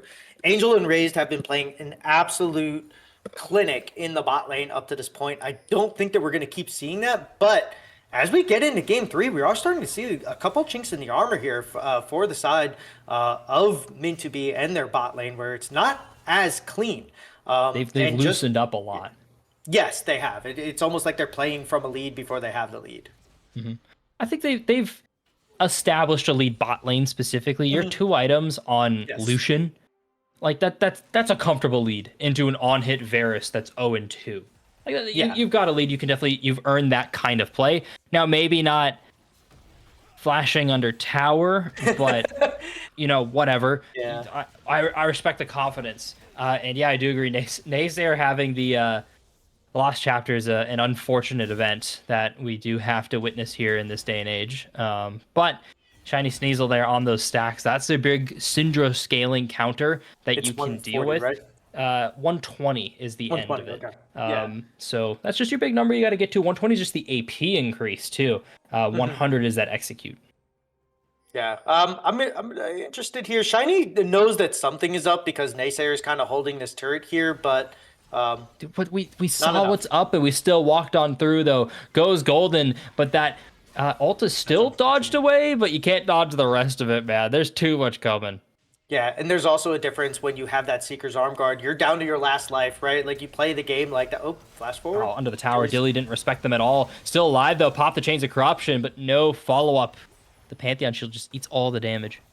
Yeah, and wasn't able to really do anything. Did end up getting the ultimate off, right? And like you said, but it just not enough. And with the Merc Treads and the extra, as this play is starting to develop here now, Raised and Caxi are kind of side. caught at the wrong side of the map here, and this could be really bad for them. The pinch has to come from Cassante to make this work exactly the way they want. Angel starting to read that raise. Caxi showing up. Here comes Rutenium. Has to find someone with the all out. They finally just barely ate it away. And Scat of the Week, make sure they're still kicking. Okay. Dragon picked up for Elysium, though. Yeah, Dragon picked up and they didn't overcommit. And that is something that when we see teams get behind, especially in this league, we see it all the time where they make these not hero plays, but desperate plays, right? You get the gift of desperation and then you just go all crazy. So I like the fact that they did not end up overcommitting on that. You didn't get what you wanted. However, you did at least push them off, get the dragon, and assert a little bit of dominance. And you didn't get your top jungle taken away either. So a pretty decent win for the side of Elysium here on that play. And as we are going to go into a slight pause, hopefully. But I kind of like the scrappiness from Elysium in this game. I know that they're down a little bit in gold, but they are at least playing to their comp. You have a extremely fed mid laner on an assassin that, like, I've seen Fizzes be able to just zero mundos at some points. You know what I mean? So it's It can work, yeah. potentially this could go. I think that Syndra sitting on a broken Seeker's Arm Guard is kind of like, oh, that's a little rough right there, especially when you still gave away the kill. I would have liked to have seen him be like, okay, I got caught out, my bad, but unfortunately they pulled the trigger on it, couldn't get away, and now this is kind of Elysium's opening to where they know they don't have a Zonia's on the Syndra. We can punish Shiny as much as we want if they can at least make that play happen, and then around the rest of the map. Zyra is actually kind of working out now. I think that after that 0-2 start, you're 3-1 from that point. So as she starts to get a little bit of damage, maybe she goes for either a Rylai's or even a Blackfire here. I think that the damage can start to come through. Do you think that she goes for the Arm Guard? I'm a big stopwatch enjoyer on Zyra because the absolute best of a Zyra is always right in the middle of the action. And a stopwatch can definitely help that. It's not as necessary as a Morgana stopwatch, but it's pretty up there because you're a very obvious dive target. You pump a lot of damage, even if it's just kind of spread across all 5 characters. So it's someone you want to get rid of. And I do agree with the Fizz being fed. It's a good spot that you can start punching through with this fed mid laner. 8 stacks on a Darksteel can definitely do that. And Cho'Gath not really having any actual tank stacks quite yet. Yeah, I see the Merc Treads. Yeah, I see the Cloth Armor started, but it's going to be a while before this Cho'Gath is really tanky, is really a problem. So this Fizz needs to start trying to find the Cho'Gath, needs to start trying to bail out the Vi and the Cassante, because 046, good KP from the Vi, great KP here from Caxi, though. Pantheons are so much better at pushing these games because of the nature of Grand Starfall and just how much damage they can take up thanks to the shield. They call it Aegis Assault, but it's just the shield. You resist so much damage, so that's hard. And Lucians, I think, are much more obvious to play around than a Fizz. It sounds very weird. It's obvious to play around an AD carry. It's not obvious to play around Assassins, but it's been a while since a lot of players have played around fed Assassins properly. And it's just so much more easier. It's so much easier to know what to do with a Lucian.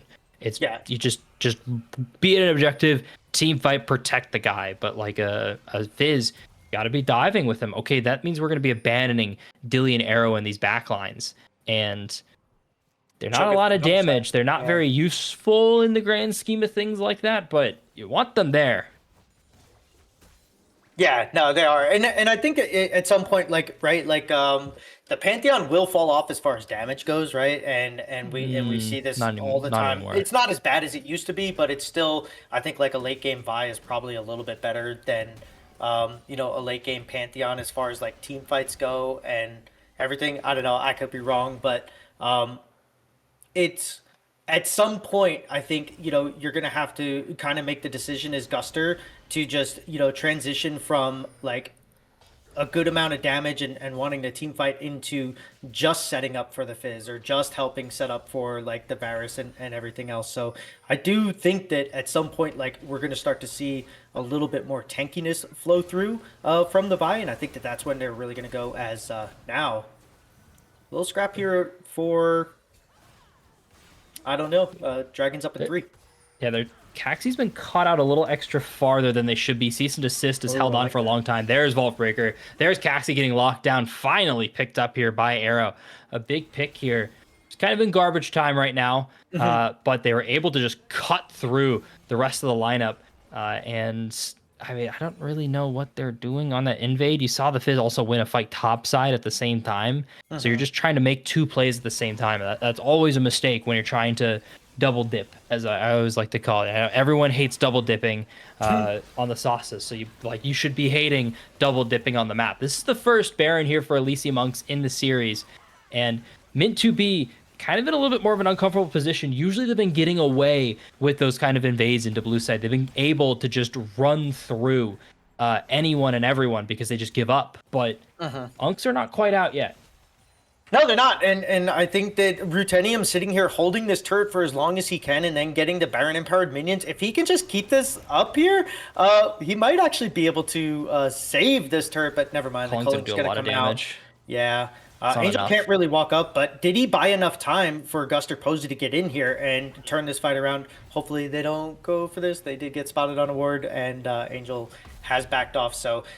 Great job from Elysium, and you said it yourself, like this Fizz getting his on the top side while you are overextending in the jungle. You can't be having that happen if you're Mint2B. I think this, so far in this game, it feels like what we were talking about earlier with the bot lane. They're just playing a little bit more loose, a little more free, a little more like laissez-faire. But, that can come to bite you. You do not have a lead in League of Legends until you have a lead in this game. It does not carry over from the last game. You have to treat each match as it comes. And it just seems like Mint2B, at least for the first part of this. But we saw the lead in game 1 kind of get eviscerated as well. But this time you have Arrow on a damaged champion and a comfort pick who just gets flashed on. And they're just going to find Arrow in no man's land. They couldn't quite close the distance. Caxie finally able to get done with the spear, looking to turn this on to Guster. Has to flash away from the knockup, but they've claimed the space around this dragon. Ruthenium did TP, or just ran up, never mind, no TP, just walked up from the bot lane, but they got the push down, too. They could send Caxie to fix this off this reset. Yeah, and well, here's the thing. Dragon's up in 26 seconds. You have a Fed Fizz in the side lane who's going to require at least 1 person, if not 2. He did end up getting the Magi's and hasn't gotten any new stacks since. So we'll see if that ends up being like a cursed item for him. But you do end up getting the tier 2, and now the entire Mint2B roster is kind of on the back foot here as they push forward into this. And now Guster Posey looking for a flank, and it looks like they're going to double flank and pincer this from the side with Naysayer coming in as well. They're going to miss the Chum the Waters as well. Cassante trying to make the best of it. Ruthenium did find the rush on forward, but now just punished. Not a lot of damage from the Unleashed Power, but Cali G stays hungry, continuing to find Ruthenium. Naysayer now trying to retreat away, just trying to reset, actually. Seeing that there might be a flank opportunity here. They've got the distance closed through. Cali G locking down the Dilly in the mid lane, so they can't quite make this rotation. And there goes Fizz. It's done. It's another dragon here for Mint2B. Yeah, that was just a good answer to the call, or good answer to the play. And they tried to pincer him from both sides, and unfortunately, once Naysayer misses that Chum the Waters, you just kind of have to like back off there, right? Like Ruthenium still trying to make the play happen, but now you're just trying to force, right? And like the one thing that Elysium can't do, even though you have a Fed Fizz, is force the play, because if that Fizz dies, that is like 60% of your strength, especially your burst strength there. So A good job from Min2B. Naysayer might actually get caught out here by Syndra, but it's just her and Braum down here. I don't think that they can take him. So they're going to have to send either Cho'Gath to deal with the Fizz, or just kind of send the squad kind of like they did with Kali G in game 2, where Elysium just kind of sent the squad, but you just don't want to lose the game off of that play. But yeah, Naysayer's garnering Naysayer's going to be garnering a ton of attention here. And I kind of want to see Elysium play around him a little bit more than just having him go to the side lane and try to catch Syndra out. And the Fizz is a proper objective as well. It's a funny thing to kind of call champions objectives, but when you're an objective on the map, you're something that has to get taken down. 10 stack Magi's, any more kills into that Magi's for Naysayer is just a disaster to deal with. So you want to be able to try and knock that down. You're trying to focus that specifically because there's no bounty on this Fizz either. So it's not that's where you have to find the worth, and they're walking into this trap. Dilly's doing it beautifully. They're going to find the root. Guster Posey finds that knockup onto Kali G. Can't quite burst him yet, but half HP already on this Cho'Gath. Naysayer getting burst in the backside. Playful Tricks to get away. They burned the Stranglethorns to get out of there. Here comes the Vi. Cease and desist in the backline. Locked down to that Glacial Fissure. Nobody can get through, and Raised is at the front door. You just delivered yourself to death, Guster, and Naysayer cannot close the gap. Nope, and that was a 5v4 that they kind of pulled the trigger on. You were baiting it out. You need to have Rotinium start to rotate as soon as that goes. Zyra bought a lot of time, and you get both of the shields. Oh, they gave it? Raised, got caught, kind of gave over that Pathmaker, and Naysayer's going to start dominating, starts kicking in, but here comes the scatter. They picked up Naysayer. That's the Magi shut down. Now Angel, next target, Rutenium turning onto their Angel. One more dash, trying to get over the blast plant. Able to do it, close the distance. Here into the fight, here comes Caxi. Grand Starfall to pick up one. Kali G still living. Rutenium couldn't quite find Angel. Still going to see him on the wave, though. Now we're just waiting for this execute from Angel, is my guess. Rutenium went the wrong way because they're buying time here. Arrow showing on up as well. Caxi can't make this play in time. Arrow going to flash to dodge, still moving. Caxi cut down. Caxi happy to pick that one up now. Looking to turn this play into an even longer fight, into an even costlier fight for Mint2B. But the Vault Breaker misses again from Guster Posey, waiting for the cease and desist, honestly. But the Vault Breaker is such a short cooldown. You've got so much CDR on this Vi. Caxi in a similar boat, ages to get away. Now the overchase and turned into another one. A beautiful two-man scatter. Shiny Sneasel's been fighting these all game long, and Kali G's chasing down Guster. And you'll never guess what's on the menu. It's just another, and now they're chasing. This is kind of crazy here. Raze is actually going to be able to get this off. Scatter the Week following up, and Rutenium might actually be dead here. Eventually. Yeah, Kali G's looking for this. No, he doesn't even have the feast for this. So it's kind of weird. Like Rutenium keeps playing like these super tanks, and he just never feels like a super tank. Just never gets to that point, right? And so you have Kali G sitting at level 18, yeah, Dilly's gonna have to he's gonna have to pop the ult here and just try to get away any way that he can. I don't know. Arrow did end up going for the Rylai's as the second item here, so they are giving a lot of slowdown and a little bit of like extra crowd control with that. Naysayer needs to get a Zhonya's like ASAP, because that play could have went way better in their favor if he was able to just kind of avoid dying to the burst and then following up with more damage on the back end. You only get one mistake as Naysayer, and they've already popped the Chum the Waters, Raised eating that up, but happy to eat that. Have HP on the Braum already, but the job is done. The Baron, 8,400. They've moved the bodies. They're trying to get Rutenium's TP, and they didn't do it. Rutenium just respawned, so they're just going to reset here. I set on this Dragon. It is Soul for Mint2B. They're not missing any ultimates for it. No, they're not, and I think, the Grand Starfall probably isn't super helpful, but all of the other ones are. And this is going to be extremely hard for Elysium to kind of make and take this fight here. Rutenium is down here first, is going to be able to clear this vision, and now they're just kind of trying to jockey for this position. It kind of looks like they're trying to just get close to the Dragon. Yep.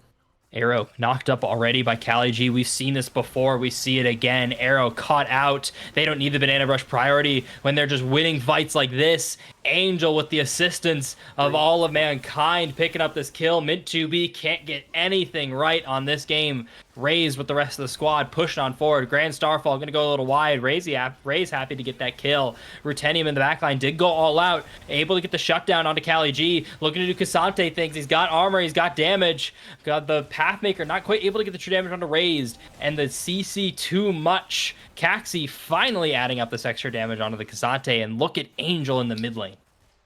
Yeah, this is just a great call from Mint2B after that. Like they had the damage, they had the people caught out, and like you were saying before, Dilly on a on hit Varus here, or you know, Play, man. Yeah, he got off 3 auto attacks in that entire fight. So he gets the Chain of Corruption off. It does hit and spread, but gets 3 auto attacks in that fight off. So it's just not there. And like he can't get up any closer because he's gonna sit there and he's gonna take a Braum Q to the face. He's going to end up getting jumped on by Caxi. He's good. Cali G, rushed him out during that fight as well. So it's just like there's nothing that Dilly can do on this Varus. So just the damage from him is just not there. That being said, Naysayer can get a kill, but then what do you have? You have a losing 4v4 after that because Naysayer's dying on after the kills. So now you need hero plays from Guster Posey to try to steal this Baron, but Dilly caught He's out just looking Cali to again. solo kill Dilly, man. Yep. This is 1v2. cyberbullying. Cali G just devours Dilly. Now looking to try and get back with the rest of the team. They sent the buy into the pit, but they weren't able to pick it up, and now Angel. falls. The last Hail Mary was thrown, and it dropped. Cali G now chasing down Arrow, has that dead man's plate, so eventually he catches up. Eventually he chases down Arrow, but doesn't even matter at this point. Flashed away, allowed to live.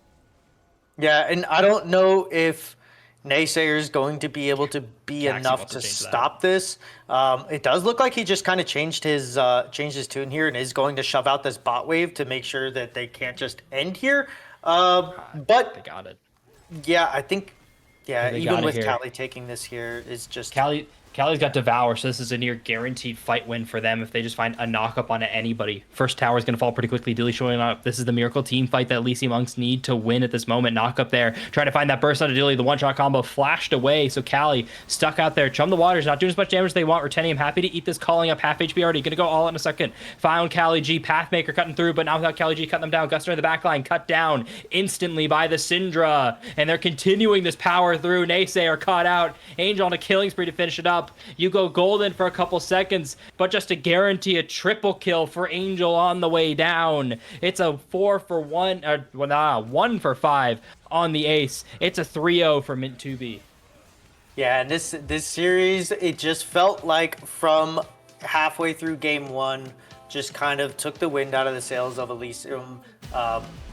And unfortunately, they just didn't have it today. And whatever happened between that point and now, it just seems like they could never just get back. I know I said that like league momentum doesn't carry over from game to game, but in competitive play, when you're down in the dumps or whatever's going on between your team, it can definitely transfer over. If somebody makes like a really bonehead play and then everybody's pooping on them, and then you're just sitting there like arguing, and then that's your next game, and then it's silent, and then it's like, okay guys, well let's just have fun. And they did. Like you get the Fizz, you get the on-hit Varus, you get the Zyra, which is a lot of fun to play, and it looked like it had a chance to win, but it just didn't end up going. But congrats to Elysium to get to the semifinals and to come out of Group B. They should, especially with the way their season started, and then it kind of took a dive, but then they got themselves back up in quarters. And so congrats to them for getting this far. It was a good season for them, but unfortunately they ran into Mint2B today. And congrats to them for a clean 3-0 with great decision making. Yeah, I wouldn't even say it was like the win of the sales in game 1. It was every game, it was around like 10, 15 minutes. A play would just go awry for Elysium, and that was it. Every single game consistently, they just messed something up and it felt like they couldn't recover. They felt like, okay, well, we lost one play. It's just over. Give up, which is unfortunate. But once again, Mint2B still had to work. They had to work to win this series. There was a lot of times where they got pushed. Even in this third game, there was a point in time where they did get pushed to the edge, and they did have to really, really sweat it out. So not the cleanest 3-0 in the universe, especially compared to theirs last week, but a 3-0 nonetheless. It goes in the scorecards. It goes in the history books as a 3-0, and no one else remembers that. So 4-3 here for Elysium. Congratulations to them. And Mint2B moving on to your finals. We've got to dump you off. The other series is still going on. Their game just started. First blood already came on through. I got to let you go, though. I'm Halfling, joined by Fel. We got Darth Laser there on your observer. My God, I'm starting to cut out. It's Romeo on the sticks. He's going to send you on over to turn up Tom. Tier. Icarus is just going to go forward again. Kata has flash, though. He has to flash away. Yeah. Rezi's